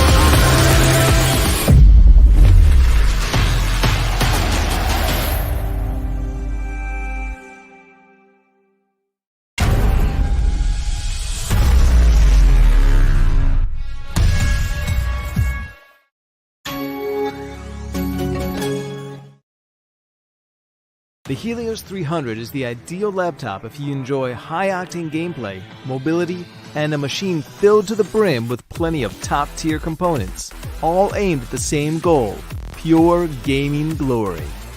At the helm of Helios is the high-speed display. The color-rich IPS screen is 15.6 inches and has a 240Hz refresh rate with 3 millisecond overdrive response time. With a high refresh, frame rate will be smooth with no tearing, as long as you keep that frame rate high. High frame rate requires high-performing hardware, which, thankfully, there is plenty of. At the top of that list is the latest 6-core, 12-thread 10th Gen Intel Core i7 mobile processor and GeForce RTX 2070 with Max-Q design. You can also deck out the Helios 300 with up to 32 gigabytes of DDR4 2933MHz RAM, dual 1TB PCIe NVMe SSDs in RAID 0, and a 2TB hard drive for everything else.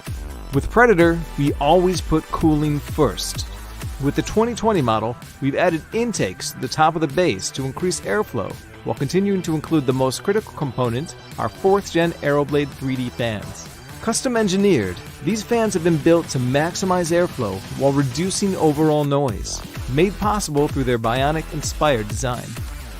Some prefer to use their laptops as a mobile desktop replacement, so all the ports, such as Mini-DP, HDMI 2.0, 3 USB 3.2 ports, and 1 USB Type-C, should give you plenty of access to your displays, gadgets, and more.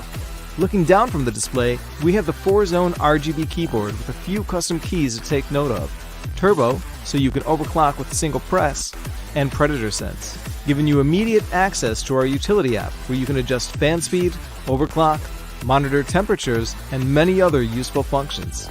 And that, in a nutshell, is the Helios 300. And if you want to know more, just check the links below. From all of us here at Predator, good game.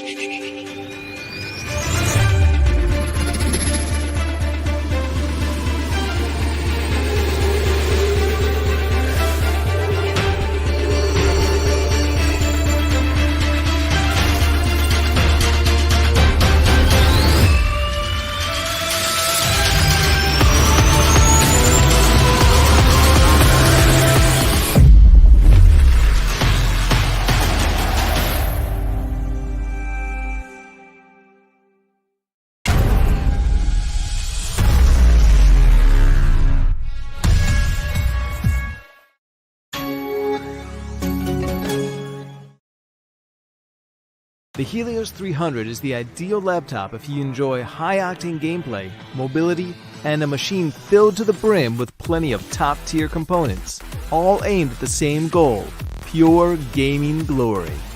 At the helm of Helios is the high-speed display. The color-rich IPS screen is 15.6 inches and has a 240Hz refresh rate with 3 millisecond overdrive response time. With a high refresh, frame rate will be smooth with no tearing, as long as you keep that frame rate high. High frame rate requires high-performing hardware, which, thankfully, there is plenty of. At the top of that list is the latest 6-core, 12-thread 10th Gen Intel Core i7 mobile processor and GeForce RTX 2070 with Max-Q design. You can also deck out the Helios 300 with up to 32 gigabytes of DDR4 2933 MHz RAM, dual 1TB PCIe NVMe SSDs in RAID 0, and a 2TB hard drive for everything else. With Predator, we always put cooling first. With the 2020 model, we've added intakes to the top of the base to increase airflow, while continuing to include the most critical component, our 4th Gen Aeroblade 3D fans. Custom engineered, these fans have been built to maximize airflow while reducing overall noise, made possible through their bionic-inspired design. Some prefer to use their laptops as a mobile desktop replacement, so all the ports, such as Mini DP, HDMI 2.0, 3 USB 3.2 ports, and 1 USB Type-C, should give you plenty of access to your displays, gadgets, and more. Looking down from the display, we have the 4-zone RGB keyboard with a few custom keys to take note of, Turbo, so you can overclock with a single press, and Predator Sense, giving you immediate access to our utility app where you can adjust fan speed, overclock, monitor temperatures, and many other useful functions. And that, in a nutshell, is the Helios 300. And if you want to know more, just check the links below. From all of us here at Predator, good game.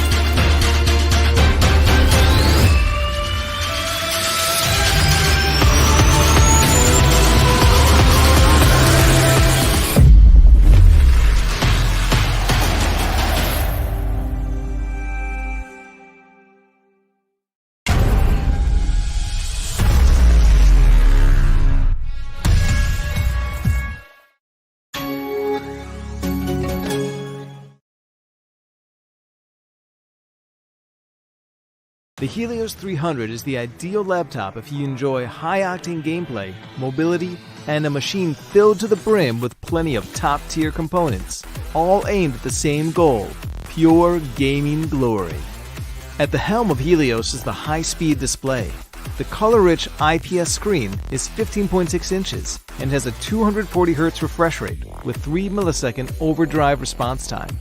With a high refresh, frame rate will be smooth with no tearing as long as you keep that frame rate high. High frame rate requires high-performing hardware, which thankfully there is plenty of. At the top of that list is the latest 6-core, 12-thread 10th Gen Intel Core i7 mobile processor and GeForce RTX 2070 with Max-Q design. You can also deck out the Helios 300 with up to 32 gigabytes of DDR4 2933 MHz RAM, dual 1TB PCIe NVMe SSDs in RAID 0, and a 2TB hard drive for everything else. With Predator, we always put cooling first. With the 2020 model, we've added intakes to the top of the base to increase airflow, while continuing to include the most critical component, our 4th Gen Aeroblade 3D fans. Custom engineered, these fans have been built to maximize airflow while reducing overall noise, made possible through their bionic-inspired design. Some prefer to use their laptops as a mobile desktop replacement, so all the ports, such as Mini DP, HDMI 2.0, 3 USB 3.2 ports, and 1 USB Type-C, should give you plenty of access to your displays, gadgets, and more. Looking down from the display, we have the 4-zone RGB keyboard with a few custom keys to take note of, Turbo, so you can overclock with a single press, and Predator Sense, giving you immediate access to our utility app where you can adjust fan speed, overclock, monitor temperatures, and many other useful functions. And that, in a nutshell, is the Helios 300. And if you want to know more, just check the links below. From all of us here at Predator, good game.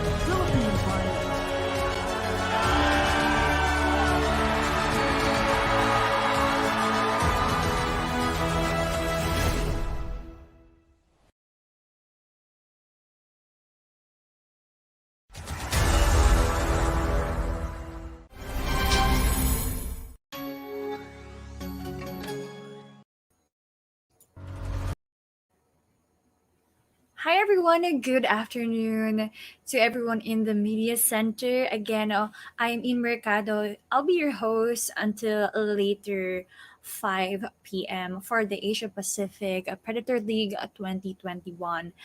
I have an announcement that a Gamers Launch team is unable to join us this afternoon. So I guess we will be rescheduling Gamers Launch interview. So thank you for staying around, guys, because in a while I'll be back for TEG Esports. Again, I am really, really sorry because Gamers Launch team cannot join us this afternoon. So stick around and I'll be back in around 15 minutes or so. So see you guys in a while.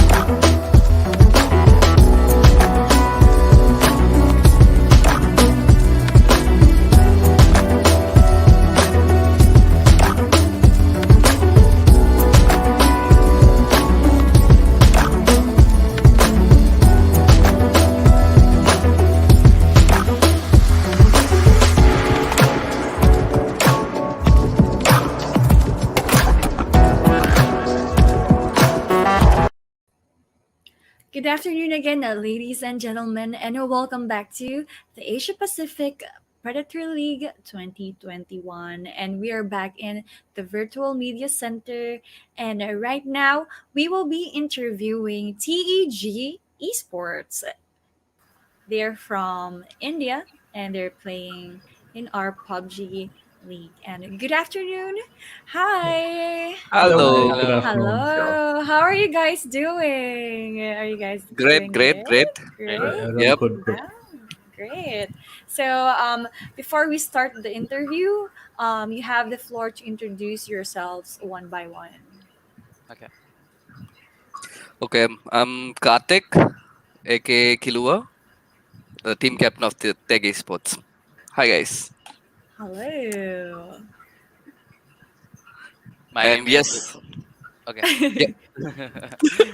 My name is Vedang. My in-game name is Veg, and I am a filter and a scouter for the team. Hi, my name is Ashik. Aurum. Okay, you go.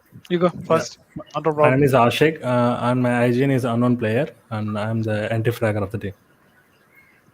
My IGN is Aurum, and I generally play the role of an IGL, but I'm standing in for now, and I'll play the role of a substitute in this team.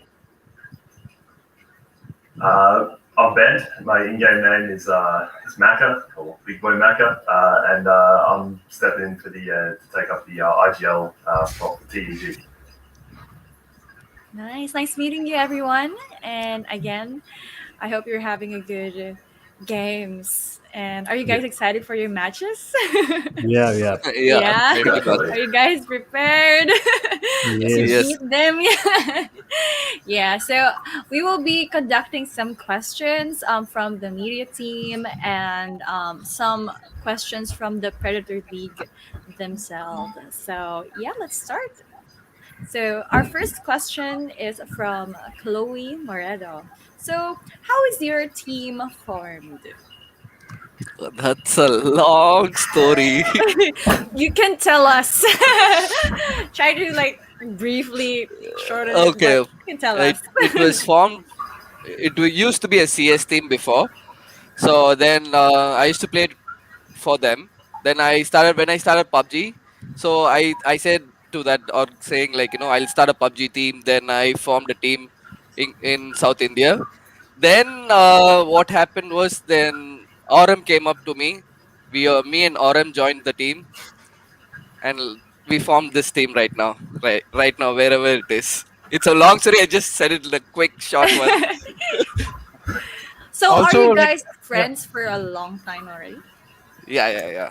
We are all streamers also. So Oh, yeah. streamers. Yeah. Nice. Also due to the, COVID, when COVID hit us also, this tournament is happening almost after 1.5 years. So the old team, basically, many of the players, like 2 or 3 of them, they stopped playing PUBG. So we have to reform the team again. And then we reached out to Waits and Mecha Boy and unknown players. So these 3 are the new additions to the team for this Yep. particular tournament. Nice. So, thank you for answering that question and your brief history. So now, let's jump into our next question from Rain Balagtas. What's the most exciting part about playing PUBG other than getting a chicken dinner? The getting kills in PUBG is more satisfying than anything. Really? Yeah. Okay, Getting can you guys Carnage tell me? headshot. I'm with Kill1. Can't only add headshot. Yeah, Carnage headshot in 700 meters. That's so exciting. I'm not joking. The best thing. If you Okay, ask you me guys about, tell me. Okay, yeah, your most kills in the history of you playing PUBG, like each of you. So let's start with Veds. 23 23 in one game. Yeah. in one game. How about Maka? 32. 32. That's great. That's better. Okay. Okay. Next. How about unknown player? Yeah, mine is 19. 19. Good job. Good job. How about Aram? I would say 18, and that was a solo game. 18. So yeah. Nice. How about Killua? 23, 23. 23. Maka's the greatest skill. How did you get that? 32. It was lucky. It was an MM game. I was very lucky. That's great. That's so fun. So again, thank you for answering the question. And now let's jump into Mr. Dennis Santos. Can you share your story when you decided to go for a professional esports career? Now you can answer this individually. There's no time limit to what we're talking. So let's start from Kilowatt. Go backwards. Yeah. Okay. I chose this when I was maybe 12th and 12th. Yep. I was saying, my mom saying like, I want to do something in gaming. So I chose this career. I represented India for 1.6 Counter-Strike. So from then I'm just a gamer. Then frequently I just started streaming. Yep. It's been a year and a half. Yep. It's going good for me. I don't know what else to explain. I'm happy that your parents are very supportive. Yeah. Actually, to be frank, only my mom was supportive. Only your mom. Yeah. Dad was like, nope. No. Go. No. How about Arum? How did you start your esports? I started playing Call of Duty 4. That was a competitive game back in 2011. So I started from that game and I played that game for like 7 years approximately. I have 10,000 plus hours in that game. So, I mean, the thrill, the excitement in the competitive games, that excites me as well. And I mean, that's the only drive which makes me going. That's it. And also, I had support from my parents. So, I mean, that made my journey a little bit easier. You guys are so lucky. Supportive parents. How about unknown player? I never been to competitive until PUBG. I was playing. PUBG, Yeah, I was playing Battlefield a long time. Battlefield 4, 1, and 5. Then after PUBG, I started playing so serious, and I wanted to do something in competitive. That's how I came to PUBG. That's nice. How are you finding pro scene? This is like one of the best games right now. You can like play like most of the things in the game. Like there are a lot of things. That's nice. Thank you. And how about Maka? I never even like played video games to be honest. Growing up, I was like I wanted to be a professional sports player. Like I was very into my basketball and that. And I had a couple injuries and I was sort of bedridden for a while, so I started playing games as like a way to sort of be competitive, and then it just sort of like went from there. I guess I started playing PUBG, and now I'm here where I am today. So you're the same as unknown player. You guys were like, you started your career with PUBG, right? Pretty much. Like one of my first, like I've only ever really played sort of like 2 games. So I played Counter-Strike, that was the first game I ever played, and then PUBG was the second game I ever played. So. Yeah, pretty much. That's great. I'm super happy for you guys. Lastly, Beds. Yeah, so I have been also playing for last 3 years only. As it started when I used to go to the computer cafes and play there all night and like be missing for 1 or 2 days and then return home. So it started from there and still continuing it. And like everyone else, parents are very much supportive. And gaming is life, support. Right? Yeah. Gaming is exactly. life. Gaming is life. Gaming is love. Gaming is love and life. Yeah, you're right. Thank you for answering that question. And I've seen a question a while ago from Dina Vasquez. So, do you have any? Can you pop the question again? Sorry. Do you have? Okay, there. What major preparations did the team make for Predator League? This question is from Dina Vasquez. Lots of games. I think Kilo is the one who can ask. Kilowatt. Answer the question Team better. captain, can you tell us Yes. your major preparations? Major preparation to form one team, basically. That was the major thing. All that time when you guys said, like, we hosting it online. So that time I was wondering, what? Really? It's happening? Okay, then I had to find out people and, yeah, this happened. And yes, we did a major preparation. Like we used to play in Japan scrims and all like scrims, all scrims. Yep. Yeah, that's hard work. They think easy. They think gaming is easy, but pro players play 24 hours Yeah. scrimmage. Yeah, Almost. it's hard. Like a lot. I mean, I reckon I've played with you guys in the last like 2 weeks, probably, I don't know, 120, 130 hours of just PUBG with these boys in the past 2 weeks. Yeah. That's super, super hard. Now, again, a question from Dina Vasquez. Do you have any good luck rituals or traditions before any game? So I've heard from other teams that they actually pray before they compete. They pray together, and then they have a strict schedule that they have to eat on the certain time and in the evening, and then sleep right. So they have this mental, sense. Yeah, I on get the it. I life. get it. Yeah. Yeah. But Maybe we don't do listening to that. music. Nothing as such. we just bully each other, Yeah, make we fun just of bully us. each other. Yeah. Yeah. And we Mata bullies make our, Killua. No. Killua bullies me. Is it? I can Dave vouch. bullies everyone. Okay. Do you guys hype each other like Yeah, on yeah, yeah. games? Yeah. How do you hype each other? Come on, Ano, let's go, Ano, you can do this. Who's the hype man among you five? Yeah, Killua, the team captain. You must do it. You must do it. Now, a question coming from Isabi. Who is your biggest competitor in the tournament?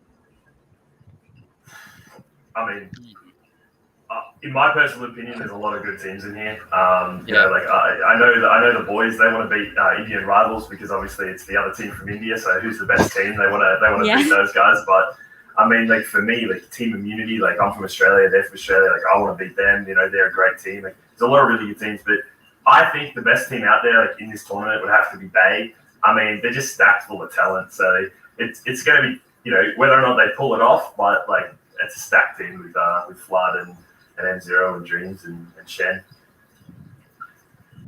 So it's a team immunity from Australia.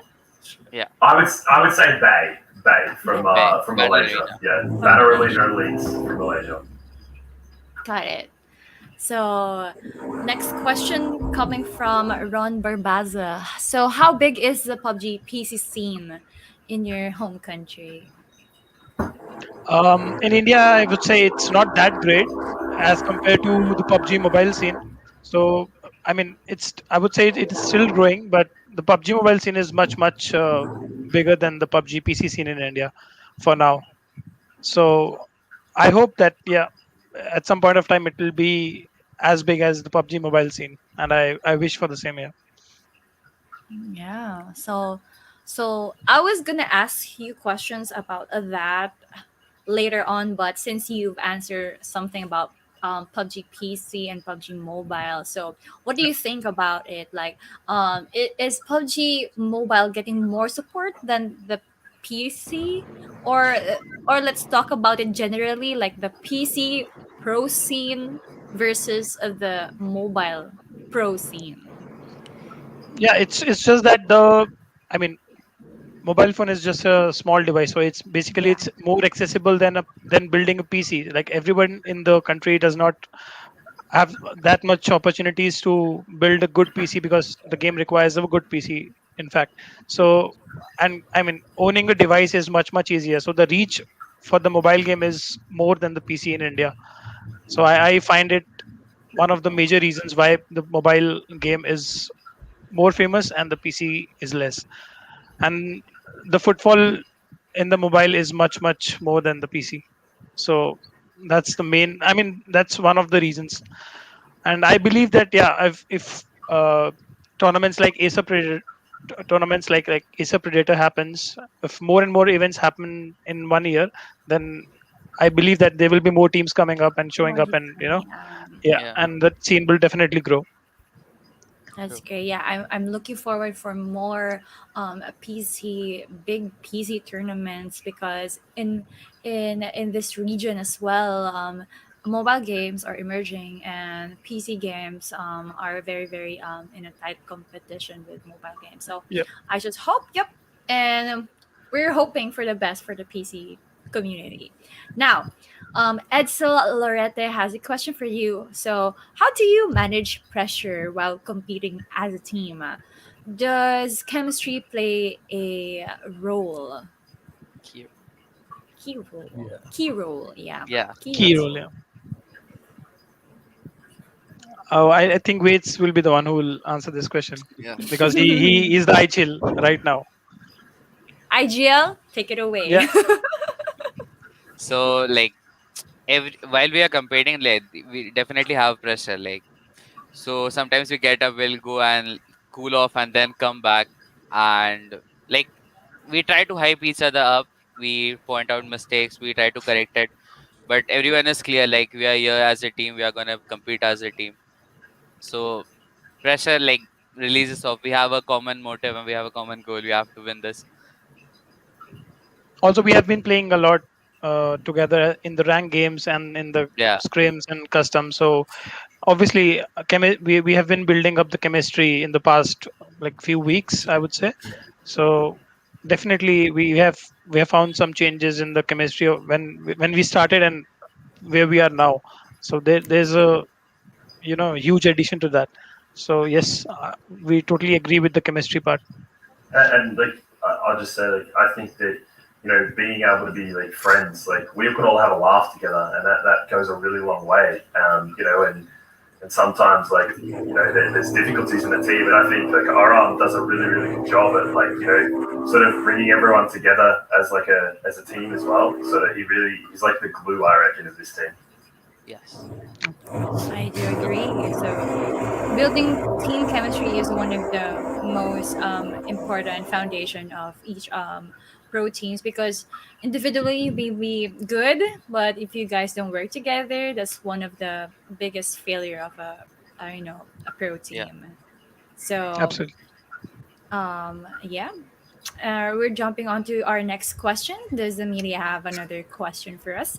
So, okay, so are there any adjustments you had to do in preparing for this tournament?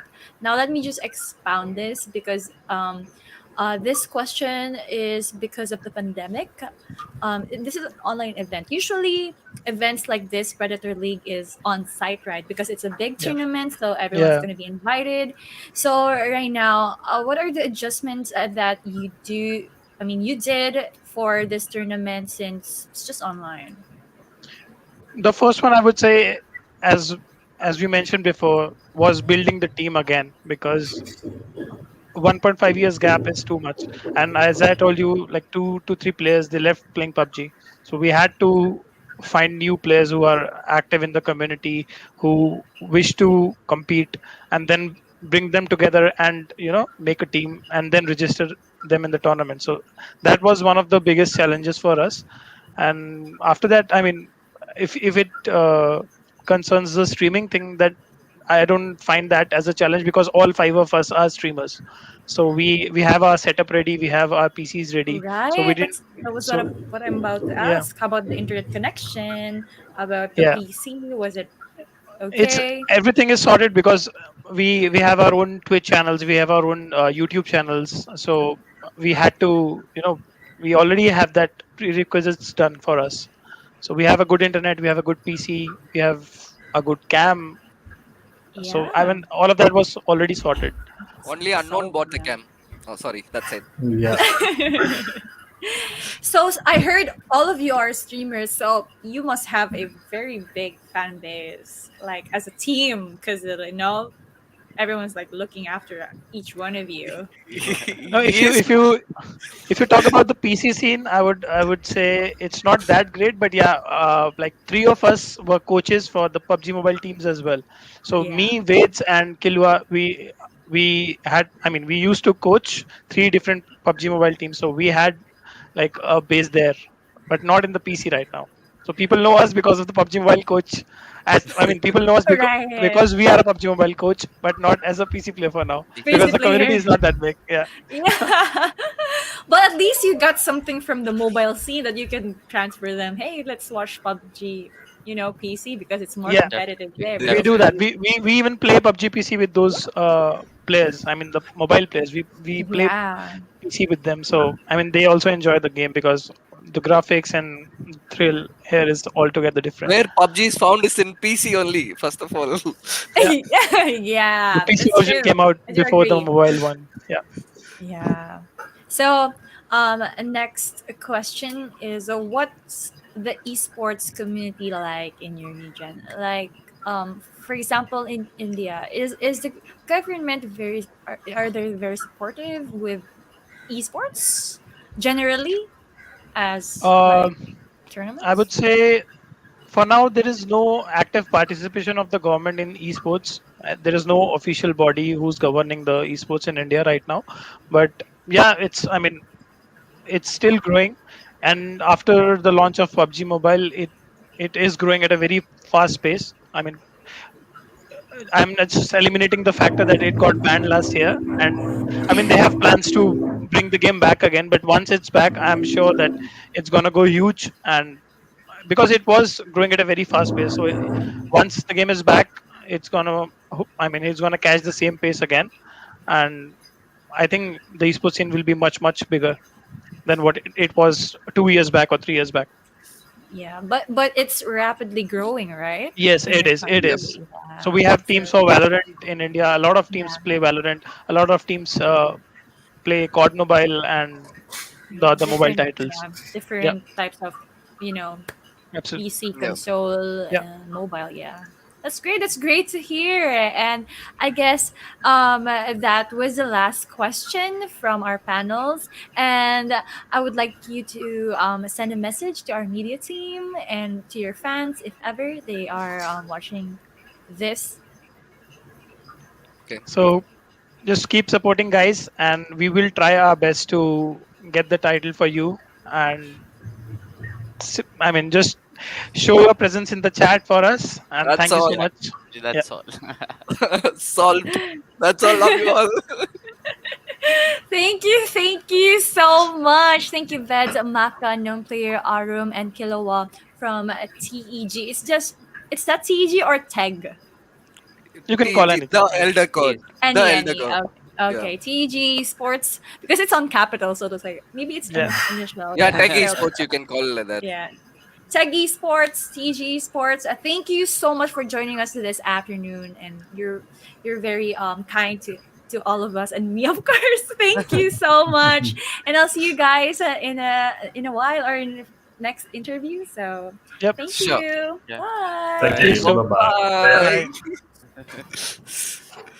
And that's it for the TG Esports. And thank you so much the media team who are still here asking us questions. Thank you so much because later on we will be jumping on to number one, another PUBG team, and they are from Vietnam. So stay tuned, guys, because I'll be back just a bit, like 5 minutes. Don't go. I'll be back. See you guys.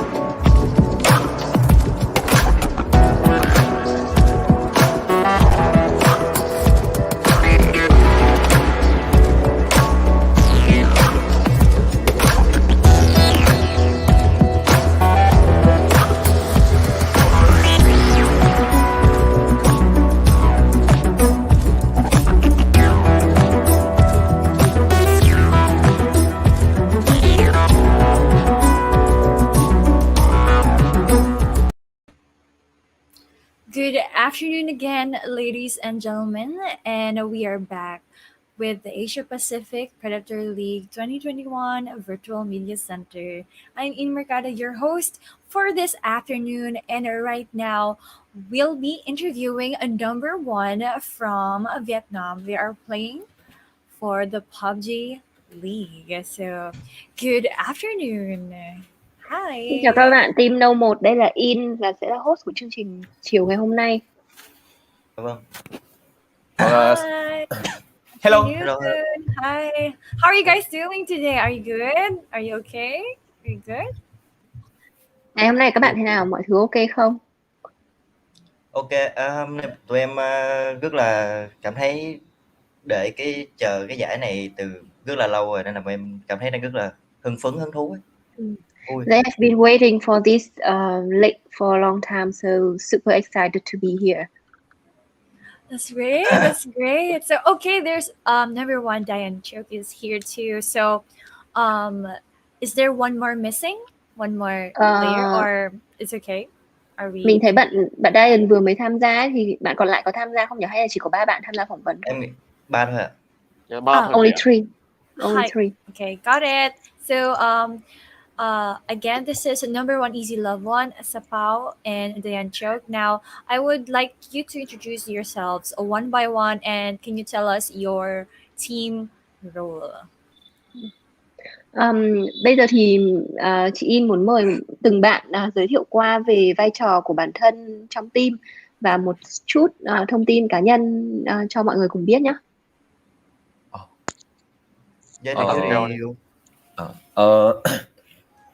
Mình tên là Kiên, in game của mình là Easy Love One, năm nay mình 23 tuổi và mình đang chơi ở vị trí entry fragger cho team No 1. So this is Kian. His nickname is Easy Love One. He's 23 years old and he is the lead poker for the number one team. Okay. Tiếp theo. My name is Dương Cẩm Hòa. I'm from nói chung là em từ em tên Hòa, em sinh năm 2001, em đến từ team No 1 và in game của em là Sabo. Còn so this vai is trò đó em là support. So this is Hòa. His nickname is Sapo and his team role is the support. He was born in 2001. Just young. Còn em là em tên Kiệt, em năm nay 18 tuổi, em đang chơi cho vị trí là support cho team N1. So this is Kiệt. His nickname is Diane Choke. He is 18 years old and he's the support for the team number one. Nice. Thank you so much for introducing yourselves, and a nice meeting you, Easy Love One, Sapao and Diane Choke. So, are you guys Cảm ơn các excited bạn. for your matches? Các bạn có cảm thấy hào hứng cho trận đấu sắp tới không? Yes, we do. Are you guys excited? Yeah. Are you hyped up? Yeah, hyped up. Yeah, we do. Hyped up, yeah. So now we will be proceeding to our question from our media friends and our Predator media team. So first, are you guys ready to answer the questions? Sau đây sẽ là các câu hỏi đến từ các anh chị ở phía media cũng như ban tổ chức. Các bạn đã sẵn sàng để trả lời câu hỏi đấy chưa? Ok. Okay, let's They're go. ready. Let's start. Yeah. Yeah, okay, let's start. So the first question is are there any adjustments that you did in the preparation for this tournament? Let me just expound this just a little bit because it's the pandemic, right? And a lot of things are happening, and big events like this is on site usually. So now that it has to push through and it's online, just online, how did you prepare for this tournament? Như các bạn đã biết thì bởi vì tình hình của dịch ở Covid-19, thế nên là thường thì những cái sự kiện như thế này thì sẽ là tổ chức tại các bạn sẽ đến một địa điểm và tổ chức thi đấu. Tuy nhiên là vì dịch nên là nó phải chuyển sang online. Thế nên là trong cái quá trình để chuẩn bị thi đấu thì các bạn có phải thay đổi chiến thuật hay là thay đổi sự chuẩn bị như thế nào đó để thích ứng với cái điều kiện là thi đấu online không? Thực ra thì mình nghĩ là vấn đề thi đấu giữa việc thi đấu online và thi đấu online nó khá là khác nhau. Bởi vì thi đấu online thì sẽ không bị ảnh hưởng bởi những yếu tố như là tâm lý hoặc là sự cổ vũ của khán giả. Nên là mình nghĩ việc thi đấu online sẽ có thể nói là công bằng với tất cả các team. So Easy Love One says that there's a huge difference between competing online and offline. So with being online, he assumed that it would be a little bit more fair to all the teams because they won't be affected by the fans cheering at the back, and also the how to say the they wouldn't be that nervous, you know, being offside, competing with all the team around them. Có ai có ý kiến nào nữa không? Em giống bạn trên. They're all sharing the same opinion. Yeah, the same opinion because actually you're right. Most of the teams that I've interviewed,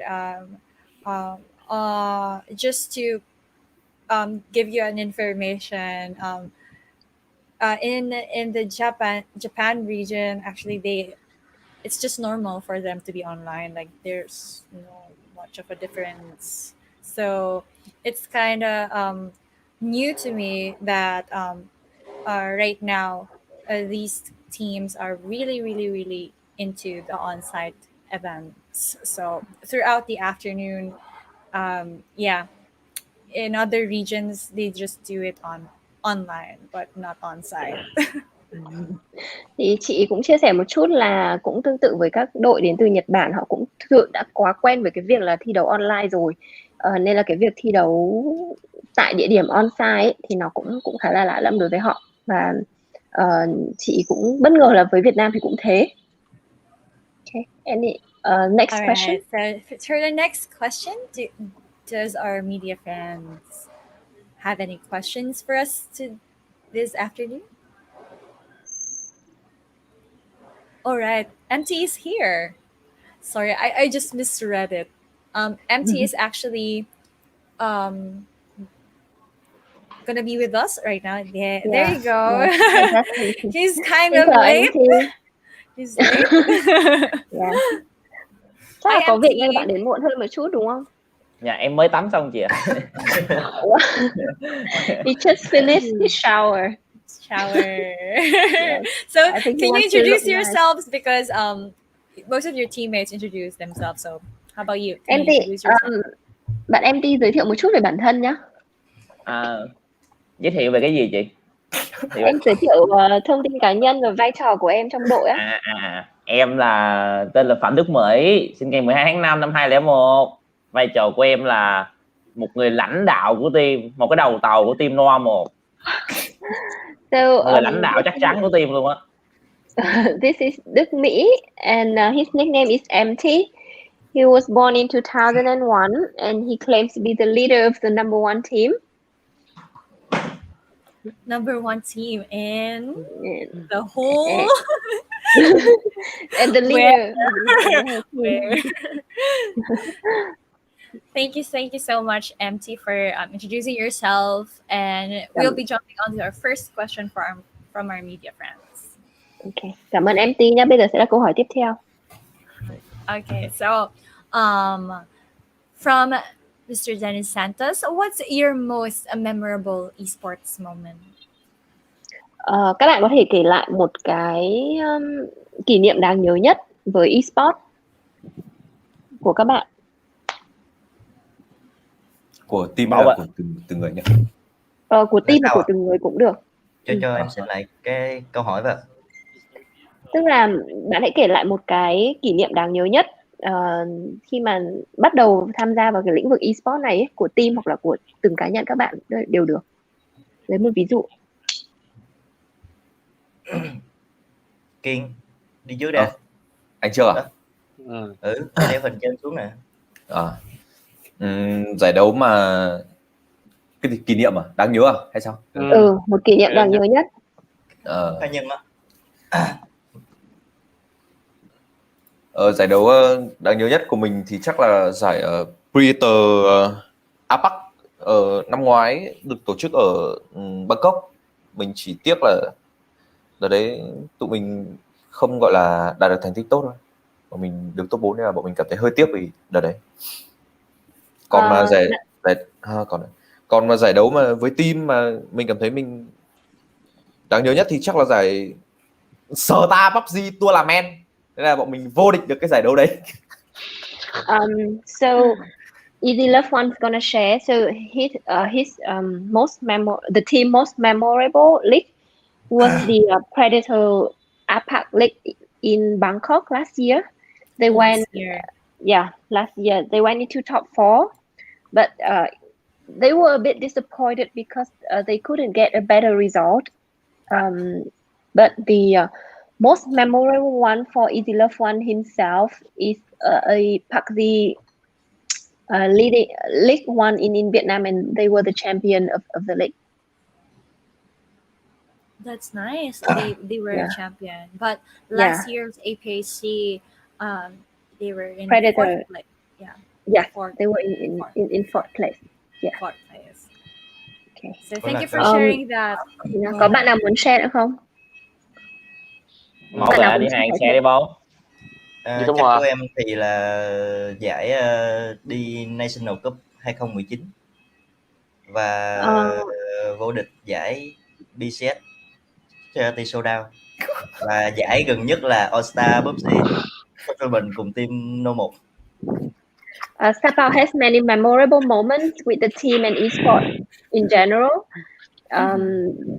Bạn có thể nhắc lại 3 cái giải vừa rồi được không? National Cup 2019. The first one would be the National Cup 2019. The second one would be the All Star one. And và cuối cùng là gì nhỉ? The CS Charity Showdown. The CHR Showdown when they were the champion. Congrats with that. Yeah. So thank you for answering the question. And we will be jumping on to the last question from our media friends. And it's from Rain Balagtas. Given that your team is only new, how was it formed? And what made you decide to pursue professional gaming? Tiếp đến câu hỏi tiếp theo và cũng là câu hỏi cuối cùng, thì ban tổ chức muốn hỏi là team các bạn là còn khá trẻ, thì lý do gì đã đưa các bạn đến với nhau và thành lập một team và quyết định là sẽ theo đuổi cái sự nghiệp chơi game chuyên nghiệp như thế này? Tụi em bị kích ạ.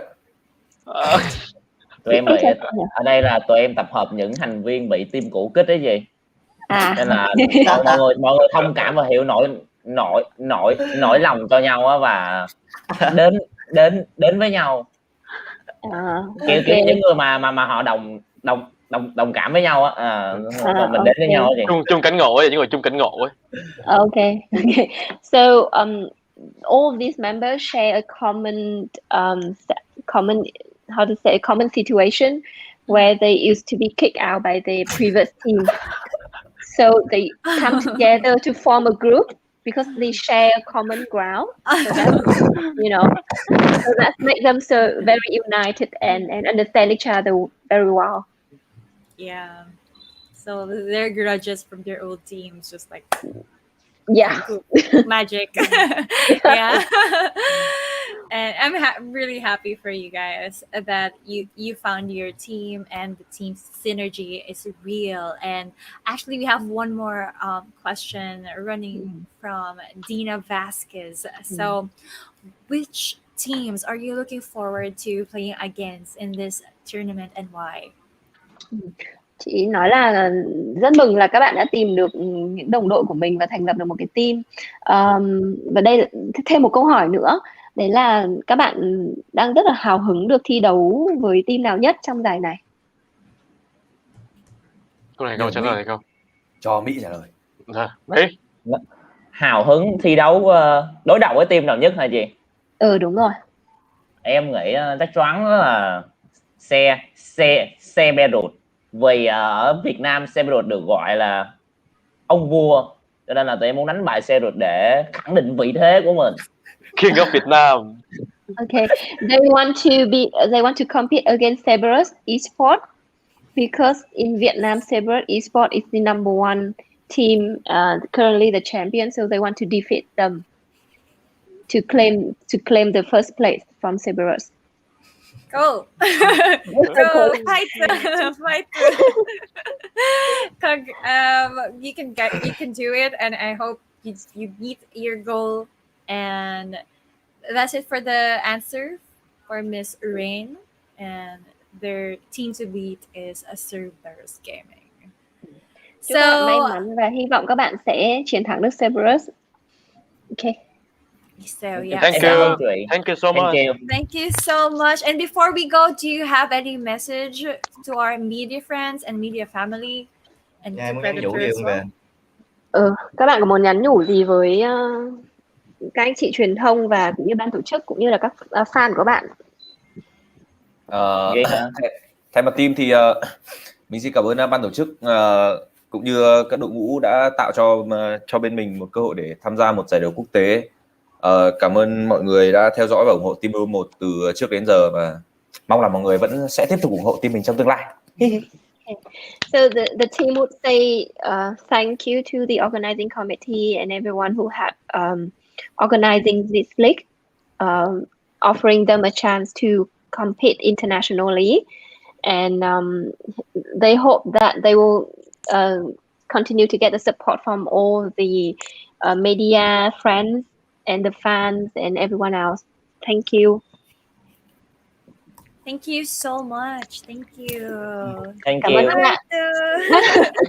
you. Thank you so much, and nice meeting you. Number one, Easy Love, Sao Pao, MT, and Dian Cho. Bye. Bye bye. Bye. I love you, Chukamore. Thank you so much again to number one, team number one from Vietnam, as they play PUBG on I think their schedule will be tomorrow. So that's it, and we will be going to our next panel. A while ago, Gamers Launch couldn't come around 3, so right now we will be interviewing them next. And don't go, because I'll be back just in a few minutes, and see you guys.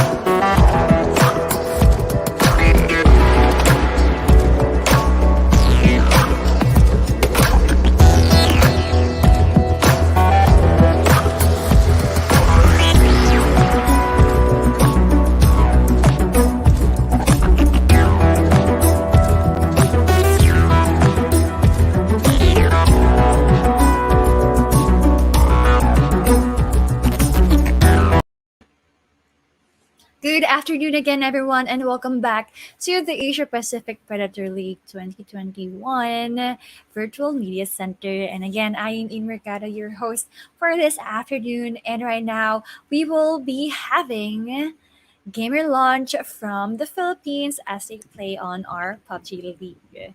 So, hi! Hello! Hello po. Good afternoon po. Hello! Good Hello. afternoon to Aisu and Made You Smile. So, I guess other teammates are not here, but you guys will be representing the Gamers Launch. So, how are you today? We're nervous. We're nervous. Yes po. We're nervous. Okay. Yes, very nervous. Very nervous. So, before we start, I'll let you guys introduce yourselves for our media friends and, of course, the Predator League committee. So, introduce yourselves, and what's your role in your team?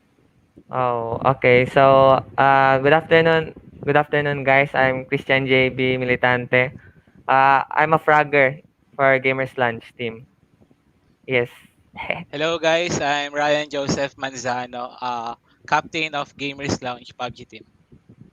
Nice, team captain. And thank you so much for joining us this afternoon. So we will be asking you questions from the media friends and our Predator community as well. So our first question is, are there any adjustments that you had to do in the preparation for this tournament? Let me just expound this because we are under ECQ, right? And Yes po. it's pandemic. So how did your team prepare for this tournament in terms of it's online and it's not on site, and how did you do it differently this time? Right, alright. For our team, we played together before this tournament, so we don't have to adjust more. We just need to play our own game and trust to each other. That's all. So there were really no big adjustments, right? It's just like team trust because you've been playing together for how long have you been playing together? Years. Years. Since the Predator in Manila. That was like 2019 something. 2020. So it's been roughly 2 years, right? Together, 2 years Yes po. together. So how's the team going in terms of performance? So far, I guess we need more practice, but there's nothing we can do since our two teammates just play in computer shop. That's why only me and JL Made You Smile can only play PUBG. Yes. So right now you're telling me you're not getting support, like in terms of because the other two members are playing in Boot camp. boot camp, right? Uh, Boot camp. So you guys are kind of disconnected, is that right? Yes. Disconnected in terms of team communication, most likely. Yes. Since sometimes you only use in-game mic because our two teammates can't handle Discord. They'll have Right. So FPS it's drop. a PC problem. It's a Yeah. PC. PC Yeah. specs. PC specs. Specs. Okay, so I got it. So I hope like someday, someone or the Predator would like help you guys get Yes. big computers to play with, right? Yes, sir. So so now our next question is from Dina Vasquez. How did you guys get into gaming? You can tell me individually, like for yeah, Yes. individually. I guess our captain will go first. Yeah, Made Captain. You Smile can start. I started playing competitive games when I was grade school, so Mhm. that's it. Until now, I'm still playing competitive. So when I say competitive, how do you start in the pro scene? Pro I scene. started joining pro scene. I joined all tournaments, and that's all. I joined all the tournaments in PUBG. Tournaments until you really got popular, and then Yes, ma'am. sponsors get you, and then managers, just get you Yes. the best players into one. Yeah, Yes. got it. How about Isu? I got into gaming a lot. I was like 5 years old at that time, but I started joining pro scene. Oh, not yet pro scene. Maybe PUBG tournaments. Like our first tournament was like Kamea, the 20,000 tournament something, and we were like under the team of Ninpu. Right. Yes, po. That's great. So, do I have to read this in Tagalog, or it's okay to just speak or English? But okay. Okay, so Tagalog. Okay. Anong masasabi niyo dahil nabigyan kayo ng opportunity to play sa Predatory League? Sabi ni Miss Rain Balagtas. Ako muna. Sige. Yes. Dahil po dito sa opportunity na to, mas mapapakita po namin yung gameplay po ng mga taga Mindanao, which is aggressive po. Tsaka po may chance po kami na baka po makakuha po kami ng mas magandang rank at the end of the tournament po. Yun lang. Taga Mindanao kayong lahat? Opo, taga Mindanao po. Grabe. So that's one of the reasons, no? Kasi Yes po. mahirap din talaga. Like I totally understand you. Hindi ko minamalit yung Mindanao, pero Yes po. mahirap talaga makakuha ng sponsorship, and as well as alam mo yun, yung communication yung Opo. magkakasama. Yes. Naiintindihan ko yun. Opo. So, ikaw naman, Aisu. Ako po, through this tournament, we'll be able to get more experience and lessons from the plays of other teams. Kaya nung nalaman naming pasok kami or may opportunity kami dito sa Predator League, grabe yung saya na nadarama namin. Like, we didn't really expect that. Kaya ayun. Tama. So, how are the games so far? Ano yung evaluation sa sarili nyo as a team? And dahil nga may mga like hindi kayo makipag-communicate together na maayos. So how do you handle it as a team? How do we handle it? We point each other's mistake and we make up for it. So may Yes po. mga after like intervals of the game, do you talk to each other after like one match? What do you do after a match? Iniisip po namin kung ano yung mali namin sa match na yun. Tapos paghahandaan namin kung ano yung gagawin namin sa next match. That's right. So how about any rituals before you start an event? Kasi like meron akong na-interview Philippine team din. Ang sabi nila sa akin, they pray before this team, before every tournament, like every match, they pray together kasi they stay in one boot camp. So they pray together, they eat together, and they sleep together. They sleep together, sabay-sabay sila natutulog. So it's like a healthy mindset. And Yes po. ganon. So kayo ba, like, do you incorporate that or chill lang kayo? Chill. Ako po, nagpapamusic lang po ako para pampakalma kasi as of now, grabe po yung kaba na nadarama ko kasi syempre it's a big tournament. Yes. So Ako po, even if same lang. online, Ha? same lang kayo ni Aisu. I mean, same even if it's online, nape-pressure pa rin kayo. Kasi most likely, yung narinig ko sa lahat ng team, it's because it's online, hindi daw sila nape-pressure. Like, this is honestly. So, kayo like yung first team na narinig ko na pressure. But I understand kasi I think it's your first Yes. na very, very, very, very big. Yes, right? very big. Very, very I mean, big. okay, So, okay naman yung online kaso it's yung audience na nanonood. Nakaka-pressure masyado. that's right. Pero ano naman po, based on our experience naman po last Predator sa Philippines po, once po na ma-handle po namin yung pressure, doon na po nag-i-start yung game po talaga namin. Kaya okay din po na may pressure din po kahit papaano. I understand. Yeah. So at least you guys can work in pressure at the Yes same po. time. Sooner or later, malay nyo mawala na yung kaba niyo, diba? And then it would flourish out to something good, right? Yes. So there's another question coming from Rain Balagdas. Who are your idols in the world of esports? World of Esports. Sa akin, si Pio po ng Genji. Sorry? Sa akin po, ang idol ko po yung si Pio po ng Genji. Pio. Genji. Opo, Genji po yung team. Genji. So, sa PUBG scene siya, right? Opo. Yes po. Oo. So, yung pinaka idol. Number 1. Ikaw, ay susunod idol mo? Si Pio rin po. Kasi sobrang galing niya talaga sa mga si matches Pio. niya. Like the Fragger. Opo. Grabe. Ma-search nga mama. Sino kayo? Pero kung Philippine team po, si Algin Bots. Most likely na narinig ko kanina is Team Cerberus. Cerberus Gaming. Cerberus Esports. So, Pilay Saki. yun. They're very, very, very scared to Team Cerberus Gaming. Yes. So, but thank you for that answer. At least we know someone else from other teams. Now, another question from Dina Vasquez. How do you handle internet connection problems while you were training for Predator League? How do you handle it? Like, paano yun nagagawa yung, di ba nga, since it's computer shop, internet problems. Yes po. Do you encounter internet problems?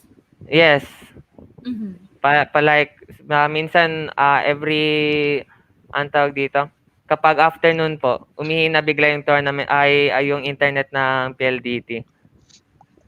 Kaya yun, minsan hapon na lang kami or gabi naglalaro. Kasi yun lang yung time na hindi lag yung internet. No? Mahirap. Opo, sobra pang hirap. I hope na masolusyonan yan one day and it would make your team stronger and more, ano ba tawag doon? Hulma yung team nyo. Yes po. Better. Yeah. Okay. So, thank you guys for answering the questions. And do you have any message to our media friends and to our Predator family? So, ayun. Support us, Gamers Lunch.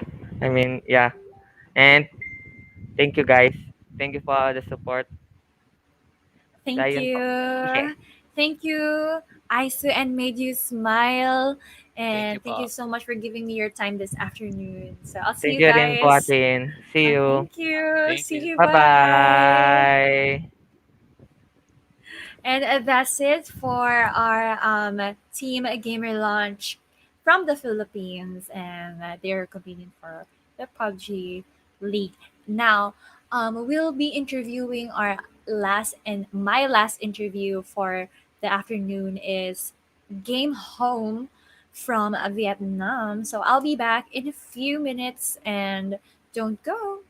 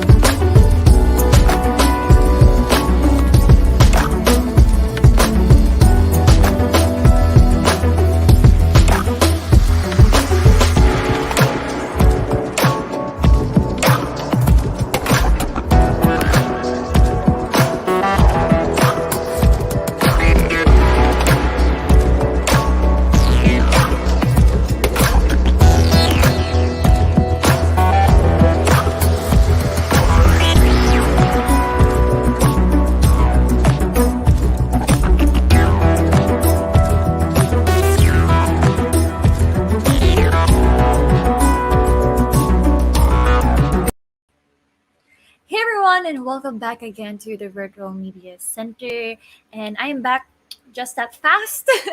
And so we will be interviewing a player from a Game Home. I think unfortunately, his other teams are not here. So, Game Home Discussing is here with, of course, our interpreter, Teddy. Hello. Good afternoon. Good afternoon. Yeah, good Xin chào afternoon. Game Home. How are you doing today, and where are your teammates? À, chúng mình cảm thấy là khá là tốt và đang sẵn sàng chuẩn bị cho những trận đấu sắp tới ạ. Teddy, you're currently muted. Teddy, okay. They are very excited and ready to compete against other teams. Yes. So can you introduce yourself? In your team. Các bạn có thể giới thiệu qua một chút về vai trò của bản thân trong đội và một chút thông tin cá nhân được không? Vâng, team mình thì có hai fragger là Glorious và Godway, một support là 3007 và mình là in-game leader của team ạ. So they have two fragger. Tên của hai bạn fragger là gì nhé? Bạn nhắc lại giúp mình được không? Glorious với cả Godway ạ. Glorious and Godway. And tiếp theo là gì? Supporter là 3007. The supporter is 3077. Và bạn lead cuối cùng là tên là gì nhỉ? Disgusting. And the lead is his nickname is Disgusting. Disgusting. Yeah. Why is your nickname Disgusting? Tại sao bạn lại dùng cái nickname Disgusting?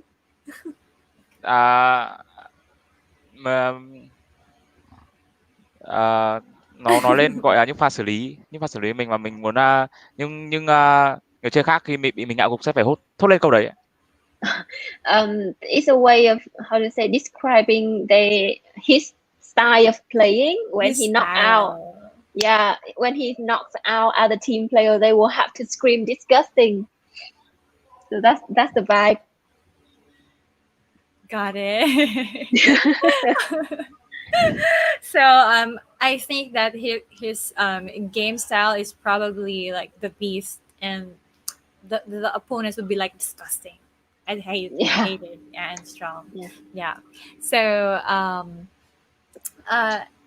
today we'll be asking you some questions from our media friends and the Predator League community. So are you ready? Chị bảo là chắc là cái name của bạn sẽ khiến cho đối thủ rất là sợ hãi. Sau đây thì sẽ là một số câu hỏi từ phía media và phía ban tổ chức, thì các bạn đã sẵn sàng để trả lời chưa? Dạ, ok. Okay, they're ready. All right. Okay. So, our first question for this afternoon is, since it's the pandemic and the tournament is running just online, did the team did do something differently? When in terms of their gameplay, on how they practice. Các bạn ấy hình như bị mất camera rồi á. Em thấy bạn ghi ở bên chat là bảo là tắt cam đi, như bị dính logo gì sao ấy. Ok. Câu hỏi đầu tiên là vì tình hình dịch Covid-19 trên thế giới, thì nên là tất cả những cái giải game như thế này sẽ phải chuyển từ offline sang online. Thì team của các bạn đã làm những cái gì, đã phải thay đổi những cái gì để thích ứng với cái tình hình thi đấu mà khi mà tất cả mọi thứ đều phải làm online như thế này? Trước tiên thì tình hình dịch bệnh căng thẳng thì em cũng khá là buồn vì không được đi thi đấu offline ở các nước khác, và trong thời gian đó thì cũng vẫn phải tiếp tục try hard, tập trung vào để đạt được thành tích cao trong game sắp tới. Cũng không có gì thay đổi quá lớn trong cái tình hình dịch bệnh này. Okay. So they said that they are very disappointed because they couldn't travel due to the pandemic. But in general, there's nothing changed. They're still practicing very hard every day, try very hard to win the league. Got it. So I just thought there's something else, but yeah. So most of the teams told me that as well, that they prefer being on site than just online, and I do understand his point. And now we have another question. Is from Miss Urain Balagtas. How do you think you'll do in terms of team performance? Chị bảo là thực ra thì tình hình đấy thì cũng là tình hình chung của tất cả các team, mọi người thì đều thích là được thi đấu trực tiếp hơn là online, nhưng mà vì tình hình dịch bệnh thì nên là đấy là cái vấn đề mình không thay đổi khác được. Có một câu hỏi tiếp theo là các bạn đánh giá thế nào về phong độ của team, tức là những cái màn trình diễn, màn thi đấu của team trong thời điểm hiện tại? Hiện tại em nghĩ là team vẫn chưa đạt được một cái gọi là một cái form hoàn hảo nhất, nhưng mà trong những trận sắp tới bọn em sẽ cố gắng để hoàn thiện nốt cái form đấy, để đạt được sự ổn định và thành quả trong giải đấu này. Okay. They're saying that honestly, at this moment they haven't achieved the 100% the best form that they should have, but they hope that in the next few matches they will try their best to achieve better results and get the stability and hopefully can get some achievement. That's true. So I hope that you'd get that too. And now there's a question from Dina Vasquez. How intensive was your training for Predator League, and how many hours a day did you train?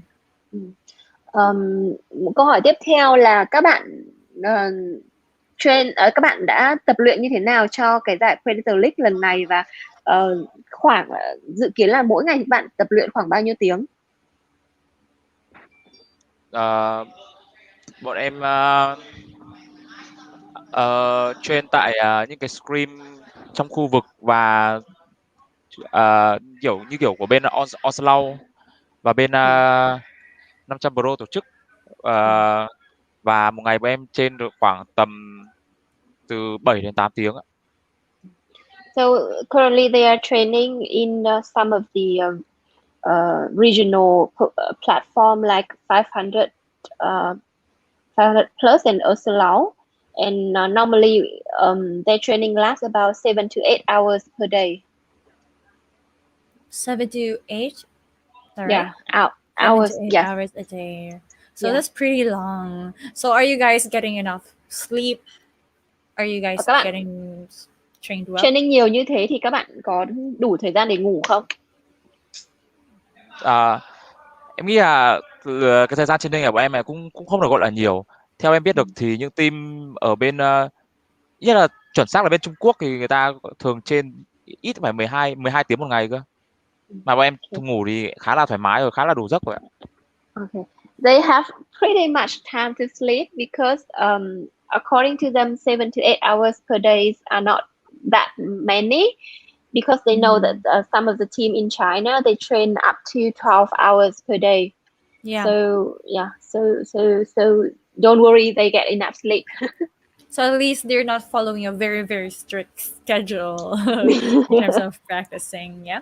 So now there's a question from Miss Dina Vasquez. What teams are you looking forward to playing against in this tournament? Câu hỏi tiếp theo là các bạn đang mong chờ được thi đấu cạnh tranh với đội nào nhất trong giải đấu lần này? Em mong chờ, em nghĩ cá nhân em là em thấy mong chờ gặp đội tuyển Battle Area Elite nhất, vì màn trình diễn của họ ở những giải khu vực lúc trước khá là ấn tượng đối với riêng em. They are looking forward to compete against Battle Arena Elite because they were very impressive with their performance. Battle Arena Elite, nice. Yes. And there's another question coming from the Predator family on what's the esports community like in Vietnam and in your region?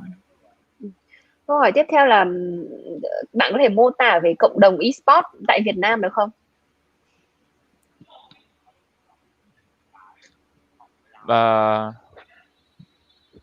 Đồng eSport ạ. Hoặc là Em nghĩ bạn cảm là thấy Are bạn they cảm thấy very là supportive? Like, is the community getting bigger? Is it growing rapidly, or is it just the same throughout the years? Bạn đánh giá thế nào? Nó có phát triển từng năm không, hay là nó vẫn như thế, phát triển chậm chậm theo hàng năm một? Em nghĩ là cộng đồng cũng đang đi hàng năm, và sự nhiệt huyết với cả sự quan tâm của mọi người càng ngày càng được tăng lên, nhất là sau giải PGIS có sự góp mặt của những hai team Việt Nam ạ. So they saying that the esports community in Vietnam is growing bigger year by year and getting more attention from the fan and from the country in general after the PIDC with the two teams of Vietnam last year. Two Vietnam teams joining the PIDC league last year. That's nice. So that's great to hear that in Vietnam it's getting bigger and bigger. Esports is getting Anh bigger. Hiếu mà. Okay. And sorry. No, I was trying to translate your last sentence. Okay. Chị rất vui là cộng đồng esports ở Việt Nam đang dần phát triển nhiều hơn nữa. Okay, go on. So I think that's it for the questions from our media friends and our Predator family. So I hope you have a great afternoon, and thank you so much for joining us on this question and answer portion interview. Và buổi phỏng vấn sẽ kết thúc ở đây, và cảm ơn tất cả các bạn đã tham gia và chúc các bạn một buổi chiều vui vẻ. Cảm ơn mọi người. Thank you everyone. Thank you so much. Unfortunately, I can see you, but thank you so much. Thank you so much. Thank you so much, JHD Disgusting and Teddy. And that's it for this afternoon. We just had a game home from Vietnam. Unfortunately, not all the players are here, but we actually asked some questions from one of their teammates, and that's it. I'm wrapping up this afternoon, and I'll be signing out in a few. I'll be seeing you guys tomorrow. I think someone will be interviewing next. I think it's Tony again for later evening. So don't go. Our media team will be going on with our interviews. But that's it for me today. And thank you so much for watching the AC Predator League 2021 Virtual Media Center. And thank you so much for supporting Predator League all throughout. And yep, that's it. I'm In Mercado and I'm signing out. Bye.